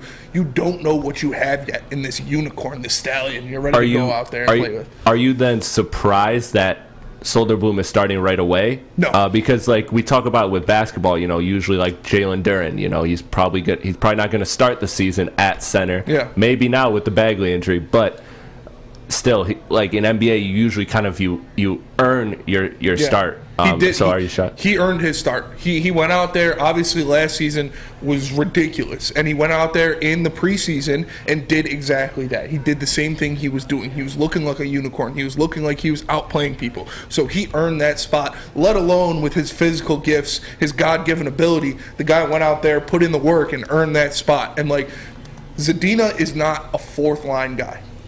No matter what he is, Zadina's not a fourth line guy. On the fourth line, you've got Ernie, you've got Veleno, you've got Kubalik. Like those are guys. Ernie and Veleno are guys that are going to kill penalties. Guys, D-Mac said it today. Those are guys that can go out there and they can thrive and they can succeed in 8 to 10 minutes of play. Zadina needs about 11 to 15 minutes to get out there, get his legs up, get a goal, get some shots on net. But he's not a fourth line guy. He's not a guy you'll put down there. So Zadina is going to be in and out of the lineup for sure. But they're giving run to Soderblom. They want to put that young buck out there and see what he's got. And he was drafted the year before Stevie Y, correct? Zadina, yes. Zadina was a Holland pick. Yeah, so it's not even like you Stevie Y is the man. Stevie Y is the effing man. But I did see a comment in the Woodward Sports chat. My guy Scott also want to talk about the Detroit Pistons on the up and up. They had their last preseason game last night. Unfortunately, finished the preseason 0-4. But again, I feel like they're testing a lot of things out. I did get to watch once again after the show. I cut our Instagram clip. Spinny, Sus, JB. What did I miss last night? I saw a couple highlights. I saw a nice pass from Ivy to Cade. That's why I wanted out of Ivy. I needed him to be a playmaker. I needed Cade to shoot better this year. And again, it's just preseason. Yeah. But how are we looking? I mean, they're 0-4 still. They're looking pretty rough. I'm not going to lie. It's not looking good. The one thing that stood out, obviously, is Jalen Duren. Like, the guy is a complete effing monster on the boards. He's a black hole under the rim. Like, he went out there again and got 12 rebounds. He got 5 offensive boards. He had a couple putbacks. Like, the guy is a man-child. And so I want to see him. I want to see him start. Like with Bagley out, I want to see Stu and Duren out there. So I'd love to see that. But it might. I don't know. It might be Bogey and Stu. It might. We don't know yet. But I'd love to see Duren start. Stu showed out. Stu showed out last night. He had a good game. He shot the ball rough early, but then he started knocking them down. He finished with 4 threes. He was 4 for 10 from the three-point line. He had 9 rebounds, 2 blocks, and a steal. He was playing great defense out there. He was getting bullied by Adams a little bit in the paint, but like Steven Adams is like the strongest man in the NBA, so that's tough. Sadiq and Cade still struggled a little bit. Again, I'm not worried about it. It's preseason. They'll get it. I'm not worried about Cade Cunningham. But you'd like to see them shoot the ball a little bit better. Cade was 2 for 8 from 3. Sadiq was 1 from 7 from 3. So hopefully they can get the jitters out and find their stroke early in the season. Sus, what did you see from the Pistons last night? Well, I saw what I expected in them being unable to keep Ja Morant out of the paint. Did you see that one highlight play where he faked the lob? He got Stewart bad, where he faked the lob and then just power dribble dunked. That was sensational. Oh, yeah. But as far as the Pistons go, Jalen Duren just stands out more and more. And I said this on draft night. Obviously, Ivy's the more important pick because you picked him higher. That's 5. But I've always been more intrigued with Duren because of what he can potentially be. Not saying he can be better than Ivy, but him and his role and what he does as a center with that kind of size, athleticism, and discipline. I keep saying it again. The discipline is very important with him. I think he's going to be a very good player, and I'm ready to start him right away. Like I was all for him earning his spot, but give that man his spot. Yeah, I feel like grabbing 12 boards by itself kind of like, it's crazy to say because he's only 18. But he's a grown man. He's in a grown man's body, which, like, if it's still developing, which I don't know if that's the case because he's so damn, like, it already. Yeah. Beast mode. Grown man strength with that dude is just something I can't imagine yet. Yeah. 100%. 1,000%. Oh, I see you the door. I apologize. I got ADD, so that messed me up. No, that's the guy I was excited for, too. And I said it after draft night, too. And I know a lot of people may have taken it as, like, hate towards Ivy because I wasn't necessarily on the Ivy bandwagon during the draft process. But no, it's because he's a guy that I felt could come in right away, give you that explosiveness, and just the defense alone. Like, I guess the NBA is changing. Obviously now, I hate sometimes watching like the referees in the NBA. I don't know what the hell foul is anymore. And I get sometimes like our like viewing angles different too. But like, just to have that perimeter, I guess that presence in the paint that we haven't had these past 2 years at all. I mean, we've had Stu, but I mean. Stu is still a little undersized. Exactly, and we begged for it all last season. We want a true 7-footer in the paint and three-point shooting, and that's what Troyber went out and grabbed this offseason. Yeah. JB, did you get to watch the Pistons last night? I got to watch a little bit of it, just especially the highlights as well, but some of it, I got to say, like, last night was probably the best preseason game we could have had, if anything, or the best performance out of these guys, if anything, that we could have had out of them. I know the first 2 quarters were very inconsistent of them, especially with communicating on the floor. But that third quarter, they came out firing, and I got to give them credit for that as well too. And just to hype up a little bit more, Jalen Duren, like he is making the best out of the opportunities given to him. So I really want to see this dude start. Yeah, for sure. I'm right with you. And, you know, to start the season, obviously they're going to have – we didn't have Killian. We didn't have Isaiah Livers. We didn't have, obviously, Marvin Bagley played last night, so they were missing some pieces out there. But, you know, once we have a full rotation of guys, once Alec Burks is back, he's getting minutes. Once Hamidou is back and getting minutes – obviously, Bagley, he's going to miss about a month, so we'll have to wait on that. But just those 2 guys to be, you know, a calming presence, a veteran presence, aside, along with Nerlens Noel, to be injected to kind of calm this team down when they go into runs where they're not making shots, they're turning the ball over, they're doing things like that. We saw that kind of compound in the preseason where those kind of runs just extended and nobody was hitting shots and they kept turning the ball over. But once you get some veteran presences and some buckets out there, like Alec Burks, like Hamidou Diallo, like Nerlens Noel's not a bucket, but he's a veteran presence and he can, you know, he'll take a miss and he'll clean up for it. He's nice on defense, yeah, too. So once you get guys like that out there, it'll kind of calm these young guys down and stop those bad stretches from bleeding into 3-4 minutes of basketball. Yeah, a little bit like the highlights I got to watch. I saw some patience out of Ivy, and that's like what I was most impressed with because, like, he knows how fast he is, and I feel like that's why sometimes he looks a bit sporadic because, like, he is electric in terms of, like, speed and getting to the rim like what he wants to. But stat line from last night I saw from Lazarus Jackson, 3 of 11, 4 assists, 3 turnovers and 5 fouls. How are we feeling on the efficiency? Because I didn't get to watch the whole game. I didn't know that he went 3 for 11. I know he made the Jaden Ivey. Oh yeah. Some ugly shots. Like, it was some ugly shots. So he had some great shots as well, though. He had a couple great drives. He had a nice dunk where he picked it up off the dribble. There were some missed threes. It wasn't anything. He wasn't really forcing anything, I don't think. Obviously, he wanted the ball a little bit. He's going up against his guy, Ja. His mom's there. You know, there's a lot of hype up. That's true. But, you know, I'm fine with him. The guy's going to get his. The guy's going to do. He did have some careless turnovers where he outran, you know, the pace of the game. He outran himself. He tried to go a little bit too fast and ended up losing the ball. But he's a rookie, man. It'll come to him. Yeah. On 6/3/2022, I tweeted out. I should have made this a graphic. I apologize. This is spur of the moment because I just saw what Shaden Sharp did last night. Yeah. You can send it to me if you want. Yeah, I'll try it. Yeah, I'll screenshot real quick. That was my guy. Yeah. I wanted Shaden Sharp. 27 points last night. Yeah.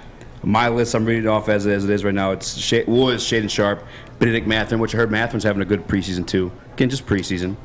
He had a mean windmill the other night. Yeah. Like full extension windmill. I'm going to get this to Sus. We'll come back, talk about it, because I am curious around the league, these other rookies, the couple guys we could have taken over Jaden.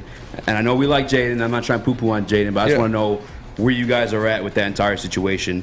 But before then, Spinning, can you tell us about Guardian Alarm? Yeah, you know, the Pistons need some help on defense, and if you need some help on defense, you just got to go to Guardian Alarm.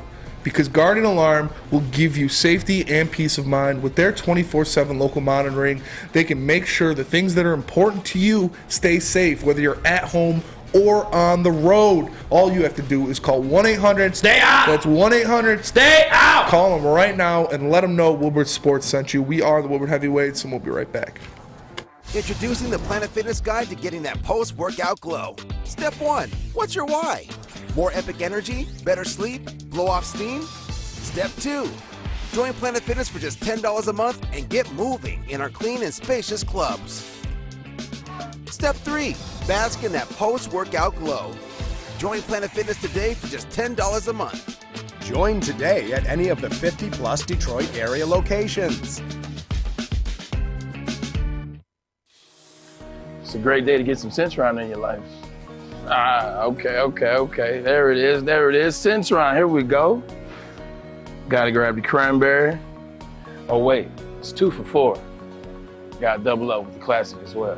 Centron World, baby. Centron, available at select Krogers, and if you wanna know how, go to @CentronWorld.com. You get dope like me. You know what? Why wait?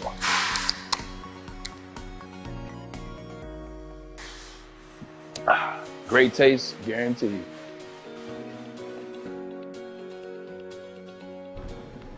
What's going on, everybody? It's Spencer for Big Frog in Novi. And right now, Big Frog is giving a free Woodward Sports t-shirt. That's right, a free Woodward Sports t-shirt to anybody that walks in and tell them we sent you. So make sure you go down there, tell them we sent you, and get your free Woodward Sports t-shirt printed on the spot. Visit them today at Big Frog in Novi, or go online at bigfrog.com/Novi. What up, though? Welcome back to the Woodward Heavyweights live on WoodwardSports.com. I'm your boy Eazy, joined by my man Spin More Rex. What up, though? We got Young Sussex, TD Move, JB Smooth with the 1s and 2s. Before we went to break, I teased a little bit of it might be too early to do this, and people are going to be pissed about it. Way too early. They hate me already on my Ivy tip. But this is my power rankings, 6'3", and it changed often. Spinny, as you know, we kind of reshuffled this. Shaden Sharp was my 1. Benedict Matthew was my 2. Keegan Murray. AJ Griffin was a little... He might be nice, though. You gotta give him some time. 5, Jaden Ivey. Shaden Sharp last night, 27 points. Yeah. It's my rankings, I believe, were Shaden Sharp, Ben Mather, and Jaden Ivey. Keegan Murray. Someone else, and then I had Keegan Murray 5. I did not want Keegan Murray. But I'm not going to say I want one guy over the other. I'm happy with Ivy, extremely happy with Ivy. The way he has embraced the city, the way he has embraced the community. That's true. And what it means to him to be a Detroit Piston. I wouldn't rather have anybody else on my team than him. He is going to do hhis thing. He is going to go off, and he is going to be a great player for the Pistons for a long time. But that being said, man, you look at Shaden Sharp, and that guy, it's all the things that I was talking about because I was hard pause on the Shaden Sharp tip. Like, I was like, you've got to get this guy. Yo! He has the most potential out of anybody. What you do in the NBA in the lotteries, you swing for the fences, you go for most potential. It's what you got to do. Shaden Sharp, 50-inch vertical, dude can shoot from anywhere. Like, he had all the measurables. I'm going to be following his career closely. I'll say that, because I am very excited at what the potential he has, what he can be in the league. But I love Ivy, man. I love Jaden Ivey. I'm so happy we have him. Very excited for him and his career to see what he can do alongside Cade Cunningham for a long time as the next great backcourt of the Detroit Pistons. People going to hate me, bro. Because I'm paying attention to all those careers closely. Yeah. I mean, how can you not? Yeah. Fish. Because how can you not? Yeah. 100%. I fell in love with, the Ivy story, too. I mean, like you said, how could you not? The guy has lineage here. He has a purpose to, be great. You know what I'm saying? But at the same time, following the path to championships, it's a big man's league. We saw Benedict Mather drop 27 the other night and get the dub over the Knicks, who blew us out. You see Shaden Sharp dropping another 27. Keegan Murray, that's the one guy I got to catch up on and see what he's been doing preseason. That was your boy? That was one of my boys, too. But, I'm just saying, bro, I just felt like that was more of, a winning situation, with those guys. You know what I'm saying? I don't know. I just felt more deadlier with those combinations. Sus, I know you keep you watch the league all the time. You talk just basketball in general on Hoop Talk. How you feel about those guys? And did we mess up? I'm good. I don't think we messed up. I think there's an alternate universe where Jaden Ivey is not the best player at 5, or like the people that are drafted. There are people drafted after him that are better. There is that universe that exists, but I'm very happy with Jaden Ivey. I'm more and more confident by the day that he is going to be a good player and a great fit next to Cade. Shaedon Sharpe may end up being the better player, but I definitely don't think Detroit missed with their 5th pick, and that's very important. Because honestly, when you have a guy like Cade Cunningham that can reach the ceiling that he can reach, it's all about not missing. Like, as long as you don't miss on the draft picks, you will put yourself in a great position just by having Cade Cunningham. You look at Philadelphia with Embiid, right? They missed on Fultz. Oh yeah. They kind of missed / it just didn't work with Ben Simmons. So they had those are what had they just gotten just solid players at those positions, not even the home run hits, just solid players. Philly, I think, would have won a championship or been at least in a finals by now. Yeah. That's the difference. So Detroit definitely didn't miss, but Shaedon Sharpe does look electric, and I'm glad because Pistons fans were ready to write off that pick as soon as he rolled his ankle in the first summer league game against us. Yeah, it was. Yeah, that was sad to see. That pissed me off. Yeah. What, they're talking trash about it? Shaedon Sharpe, yeah, he rolled his ankle, and they're like, "Oh, he's not even playing in the summer league." Like, calm down, guys. Yeah. The kid's gonna be a stud. And I'm excited to see him. I apologize. No, I was saying the guy I wanted most was Benedict Mathurin. I saw him drop 27 and get the dub. I mean, preseason, yeah. Yeah. Still, I'm just saying, like 6'7". Like this might be a little wild to say, and it actually is wild to say. I'll come out right now and say it, but like I don't want to say my comp was Clay, but like just he had that effect on it. Plus like playing defense too. Yeah. You know what I'm saying? He could still do like those screen and pops. JB, are you a big hoops guy? A little bit here and there. Not too much in college, but I do, tap in every sooner or later. But yeah, I agree with you guys, especially Stuss. I don't think we could have went wrong with that 5 pick taking Ivy. I really don't. It's best player available. He was the best one available. So yeah, I think we won that there. Can you guys see a world though where we're like, damn? Yes. Yeah, of course. We should have. You can definitely see that. Like that's I said before the draft. Like I think Jaden Ivey coming into the draft, I was like Jaden Ivey has all-star potential, but Shaedon Sharpe has superstar potential. Yeah. Like with what he does, what he can do on the court with his size and athleticism, like there's not a lot the guy can't do offensively. There's really nothing he can't do offensively. Like he was in my mind out of everyone in the draft, outside of like Paolo Banchero. He had the most potential to me. Yeah. Just with the things he can do with the athleticism he has and his ability to shoot the ball. But like you said, obviously there's everything that you can go back and say, oh, I wish we would have taken this guy. Oh, I wish we would have taken that. For sure. Jaden Ivey's going to be a great player for a long time. So I'm not killing myself, to over it. If you take somebody that ends up being Anthony Bennett and you miss on a guy like Shaedon Sharpe, then yeah, you'll go back. But that's not the situation with Jaden Ivey. Jaden Ivey is going to be a great player. No, and I've always said that too. Like I believe that Jaden's going to be a great player, a good player. I've always said that. I feel like he was better served being the guy, if that makes sense, like the focal point, everything for an offense, to where he doesn't have to share the ball as much with Cade. And that's why I wanted a guy like Benedict Mathurin who could, excel by being a guy, catch and shooting. You know what I'm saying? A Shaedon Sharpe, absolute lob threat. Now, I know Jaden could be that, but Shaedon Sharpe, 6'7"? Yeah. He's going to be a little bit more of that. You know what I'm saying? Catching a couple more bodies. I mean, Benedict Mathurin, he could catch a couple bodies too. Jaden caught a couple bodies already. Yeah. That block he had that block is a body. Insane. Is a foul? The back of his neck was over the rim. And back of his neck. Dude, and he had a nasty dunk in the last game. But Sus, you had your hand raised?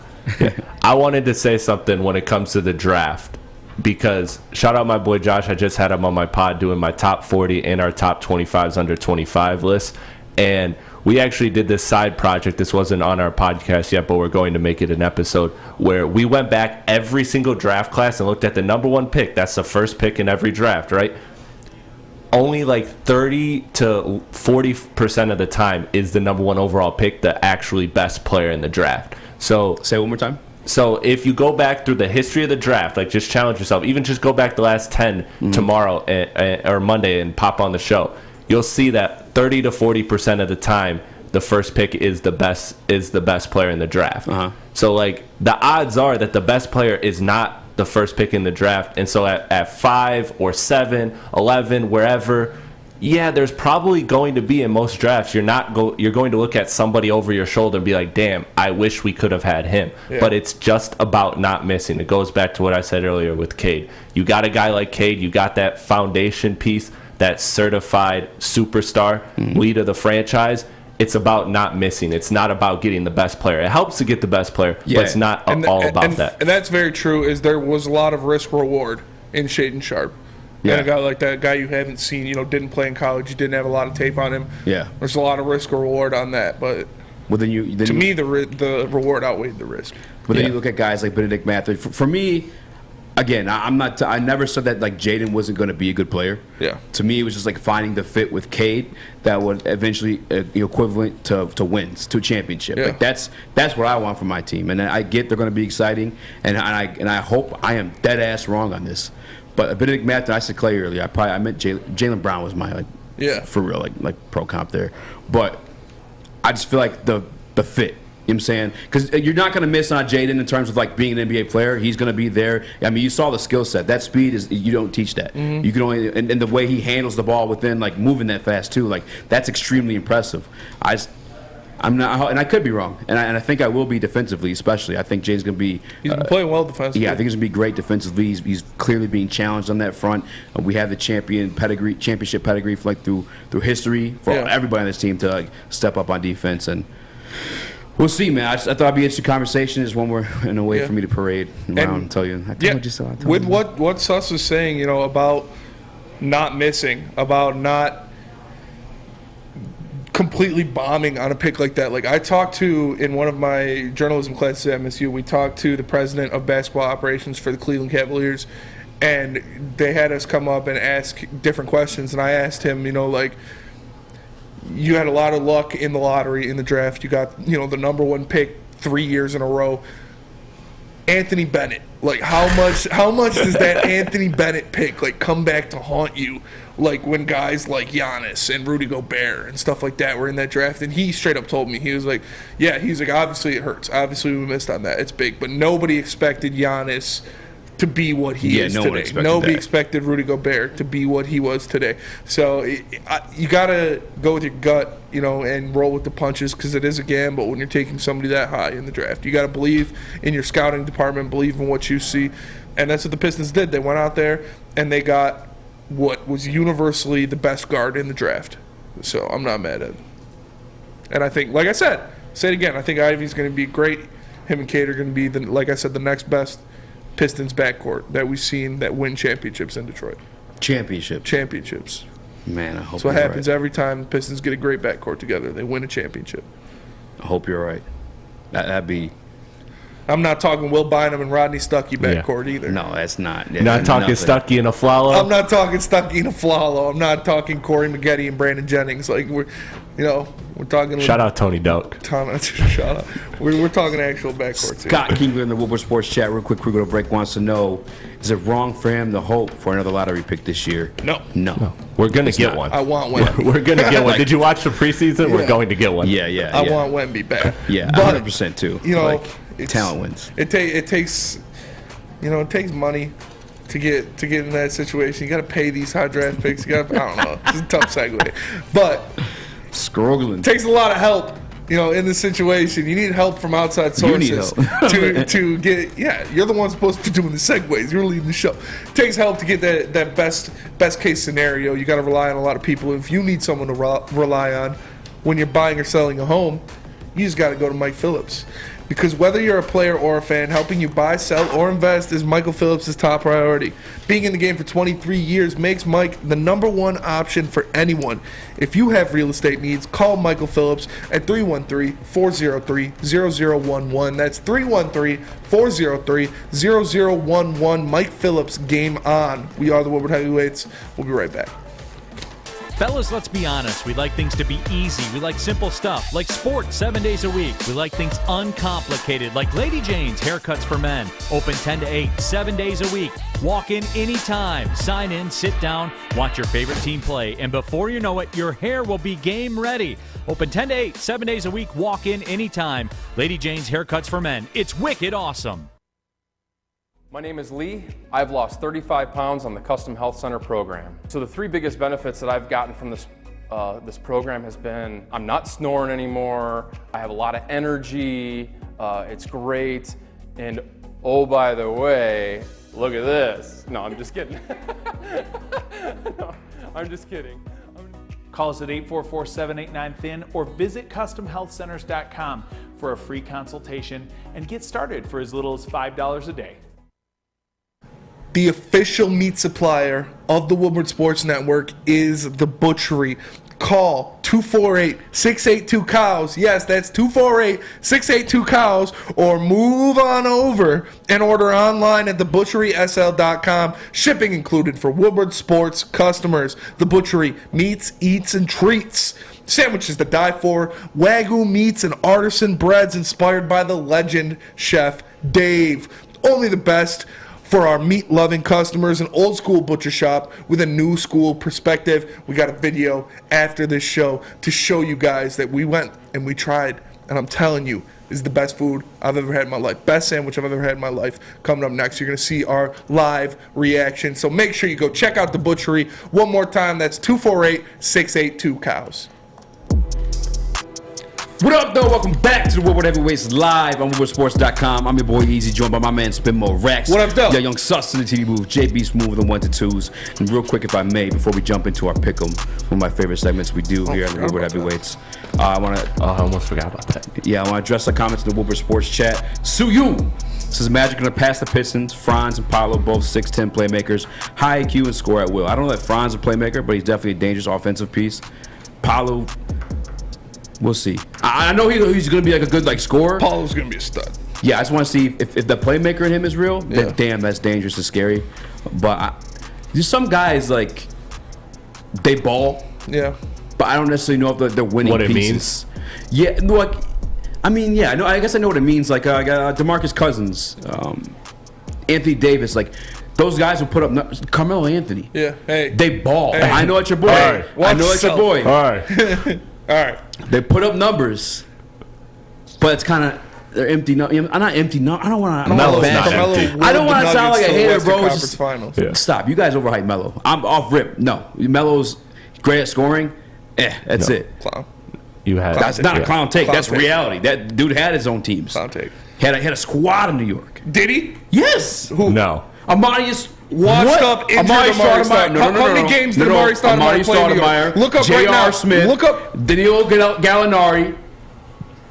Stop right now. This is his squad. Danilo Gallinari was traded for Melo, by the way. Yeah, it was Bargnani, not Gallinari. He failed that Andre Bargnani. Yeah. He won a scoring title. What else do you want him to do? He got this. He's got those teams in the playoffs. It takes multiple more than scoring. years. It takes more than scoring. That's what I'm saying. Washed up Derek Fisher. That's what I'm telling you. You have guys like that. Blown-ass J.R. Smith. Injured Amari Stoudemire, who didn't play half of the games that he was supposed to in New York. Jeez. You have guys like that. Again, they put up the numbers, but it doesn't equate to wins. No, Easy. You had a point. You had a point with Cousins, right? Like Cousins barely won 30 games ever when he was the lead guy. But Melo's different. Melo got you to the playoffs and was competitive in the playoffs, even got you to a conference finals as the lead guy. Like that's just a totally different conversation. Melo was not it. We're not the championship caliber. Let's get to the pick. That's a reality situation we saw it play out. Let's get to. Oh, you mean greatest Olympic player of all time, single-handedly won an NCAA championship? We're talking NBA basketball. Sorry, it is what it is. You're attacking his character as a player. I'm not attacking his character. Let's get to the pick as a player. JB, spin that. We need a question of you guys. Do you guys? I think we're gonna say shit. Yeah, we can. Do you guys want us to do Monday Night Football? It is Broncos Chargers. Put in the Woodward Sports chat, yes or no, if you want us to do Monday Night Football as part of the pick'em. First off, easy. Yes. Bengals at Saints. Bengals. Bengals. JB, Bengals at Saints. Give me the Bengals. Sus. I think the Bengals are rounding into form. I'll take the Bengals. I'm also going to take the Bengals. I think they go down there to NOLA and they take care of business. Jaguars at Colts. Easy. Jaguars at Colts. Colts are missing Shaq Leonard. Who? Give me Jags. Jags. Give me the Jags. JB. Division game though, so it might be closer than you think. And the Jaguars just lost to Houston last week. Division game. Give me the Colts. I'll take the Colts on this one. Colts. Sus. Ooh, Mark, whatever his name is, sounds like a big blow to the team. But I'm gonna go with wasn't that the guy Eazy said was out? Shaq Leonard. Oh, okay, not even close. But that guy sounds like a big deal, so I'm gonna go with the Jags. That guy sounds like a big deal. I'm going to go with the Jags as well. I think they bounce back after that loss to Houston. Trevor Lawrence has a good game. Next up, we got Browns at Patriots. Browns at Patriots. Browns at Patriots. Mac Jones back? Possibly. Possibly. If Mac Jones plays for Patriots, I have to give you an official answer. Yeah, you do. No stipulations. Patriots. I have a feeling the Browns are going to win, though. Damn it. JB? I think this is the end of Billy Zane, Zip Zappy, or whatever it is run right now. Mac Jones comes back, but the Browns take this one. All right. Young Sus? Give me Bob Zaloopers and the Patriots. They shut out the greatest offense in history, so we're going with that. I'm going to go with Cleveland as well. I think Nick Chubb just completely demolishes that Patriots defense. I'm going to go with the Patriots. Next up, we got, the Browns. Next up, we got Jets at Packers. Jets at Green Bay at the frozen tundra of Lambeau Field. Robert Saleh brings the guys in. Who you got? I might end up in a hot dog suit for this, and I probably just doing this just so I can bet the money. You going Jets? I might go, yeah, I'm going. I hate myself for it. Dude, it's not bad. These are all these games are real close, man. No, give me Green Bay. But I'm putting my money on the Jets, but I don't want to wear this hot dog suit. Give me Green Bay. JB? I really want to take the Jets on this one, but I don't think I can go against Aaron Rodgers. So give me the Packers. Young Sus? Yeah. Is the MILF Hunter quarterback back? He is. He is? Yeah. Oh, this puts me in a tough position. Give me Raj. Give me Raj. I think the Packers are gonna win this. It's in Green Bay, right? It is. Okay, yeah. I feel good about that then. Oh, that's a nice beat. My body's telling me to go Jets. I don't mind too. They're screaming Jets. Mine too. Cause but you got number my body's two. telling me no. The Packers are also coming off that loss to the Giants. They shouldn't have lost. Yeah. So they're pissed off. They're at home. Aaron Rodgers pissed. Yeah, I guess I'll go Packers, but man, I want to go Jets. Next up, we got Cardinals at Seahawks. Battle of the Birds. Can Geno Smith do it at home versus Kyler Murray? Who do you got? Sorry, man. Basketball debate in the chat. Cardinals versus Seahawks. Seahawks are actually better than I think people know what they're supposed to be. But give me the Cards. We got to see some life out of these guys soon. Okay. Sorry, I was trying to see what your thing was about. JB, Cardinals, Seahawks, who you got? Nah, give me the Cardinals on this one. All right. I don't believe in the Seahawks. Young Sus. Give me the Seahawks. He's going to Seattle. I'm also going to go Arizona. Damn. I know that 12th man is real, but I don't know. I think the Cardinals got that. I think it'll be close.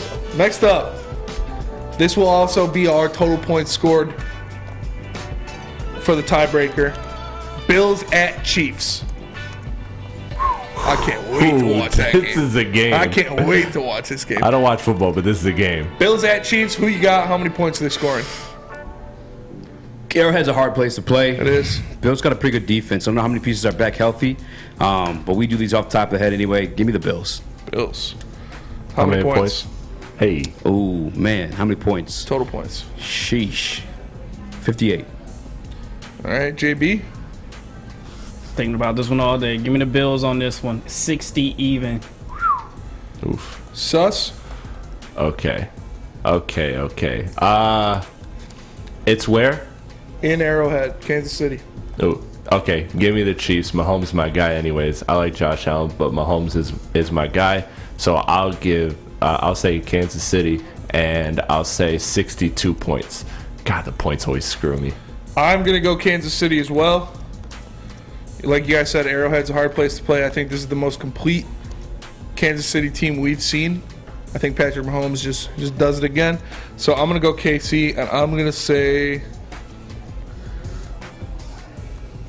56. Damn, I'm the highest. 56 points This isn't scored. going to work. Next up, another great game. Cowboys at Eagles in Philly. The boys coming against the birds. Who do you got? Cowboys at Eagles. Eagles are at home. Primetime game. If they can't lose this game, if you lose to Cooper Rush, I mean that's awful. Give me. And they got a better offensive line. Give me the Eagles. It should be easy one. JB. If we were picking a spread, I would go with the Cowboys, but we're not. So give me the Eagles. Sus? I also got to go Eagles. I am as well going Eagles. Yes. Easy took it out of my mouth. Pause. Took the words out of my mouth. Hey, cuz, come on, chill. You know, talking about the offensive line, I think is much better. I think they kind of hamper. Yeah. And Jalen Hurts is hard to get to the ground. The strength of the Cowboys, like one of the main reasons they're like winning these games, they're not supposed to win, is that defense. But you have Micah Parsons, still beast, but going against an actual good offensive line. All right, you guys want to do Monday night? I mean, we're all going to pick. Yeah, same. we kind of took the chat over with basketball. I apologize. All right, I couldn't see. What's your garbage Carmelo take? I'll let JB decide. Are we doing Monday night or no? JB's a degenerate. Of course he wants to do more Of games. course, I'm probably gambling on Monday night. So He's like, how much are we putting? All right, Broncos, Chargers. Let's give.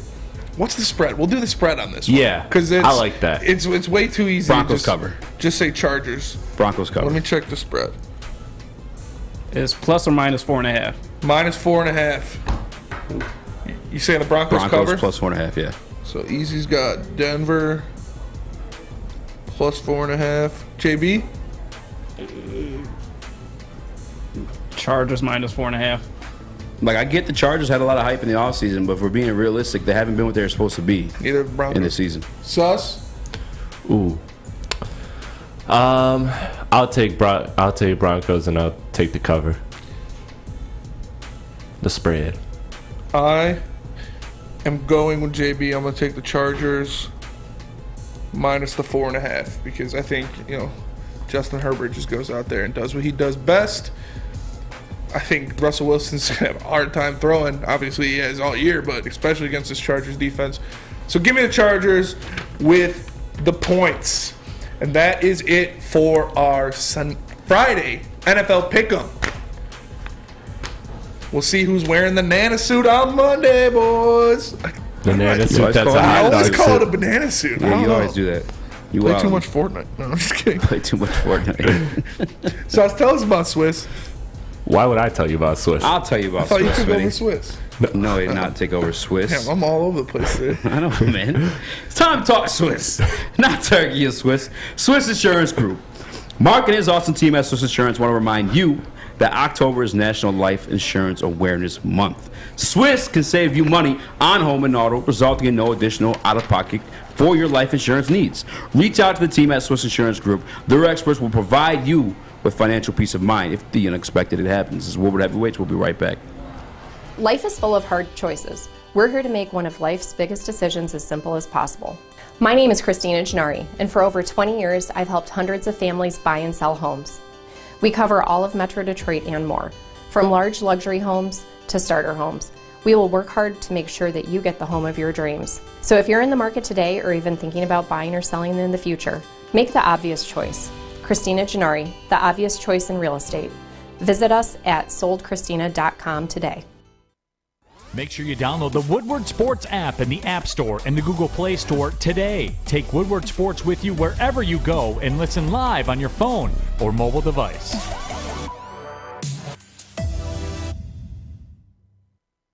What's going on, everybody? It's Spencer for Big Boy, and the all-new burgers and loaded fries are back at Big Boy. It's not the Slim Jim, it's the Big Jim. The chili cheese is such a tease. Guess what else is new? The bacon blue. But don't forget about upgrading those fries. They got chili cheese fries. They got nacho fries. They got the banger of all bangers, those baked potato fries. So make sure you go satisfy those taste buds at Big Boy. Get dope like me. Get dope like me. Get dope like me. What up, though? Welcome back to the Woodward Heavyweights live on WoodwardSports.com. I'm your boy Easy, joined by my man Spinmo Rex. What up, though? Yeah, Young Sus in the TD booth. JB Smooth with the 1s and 2s, and we're getting ready to close out the show.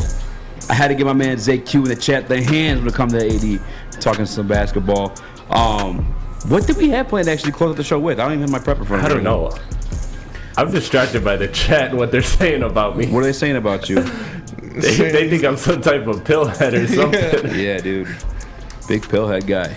Big pillhead guy. That's me. Got a couple places we can take this thing, man. We can talk about MSU. Michigan's actually got a pretty big game. Yeah, I don't want to talk about MSU. I know. You avoid it. Yeah, I do. You used to try to stick in the prep, and now you just completely avoid it. I'm a broken man, dude.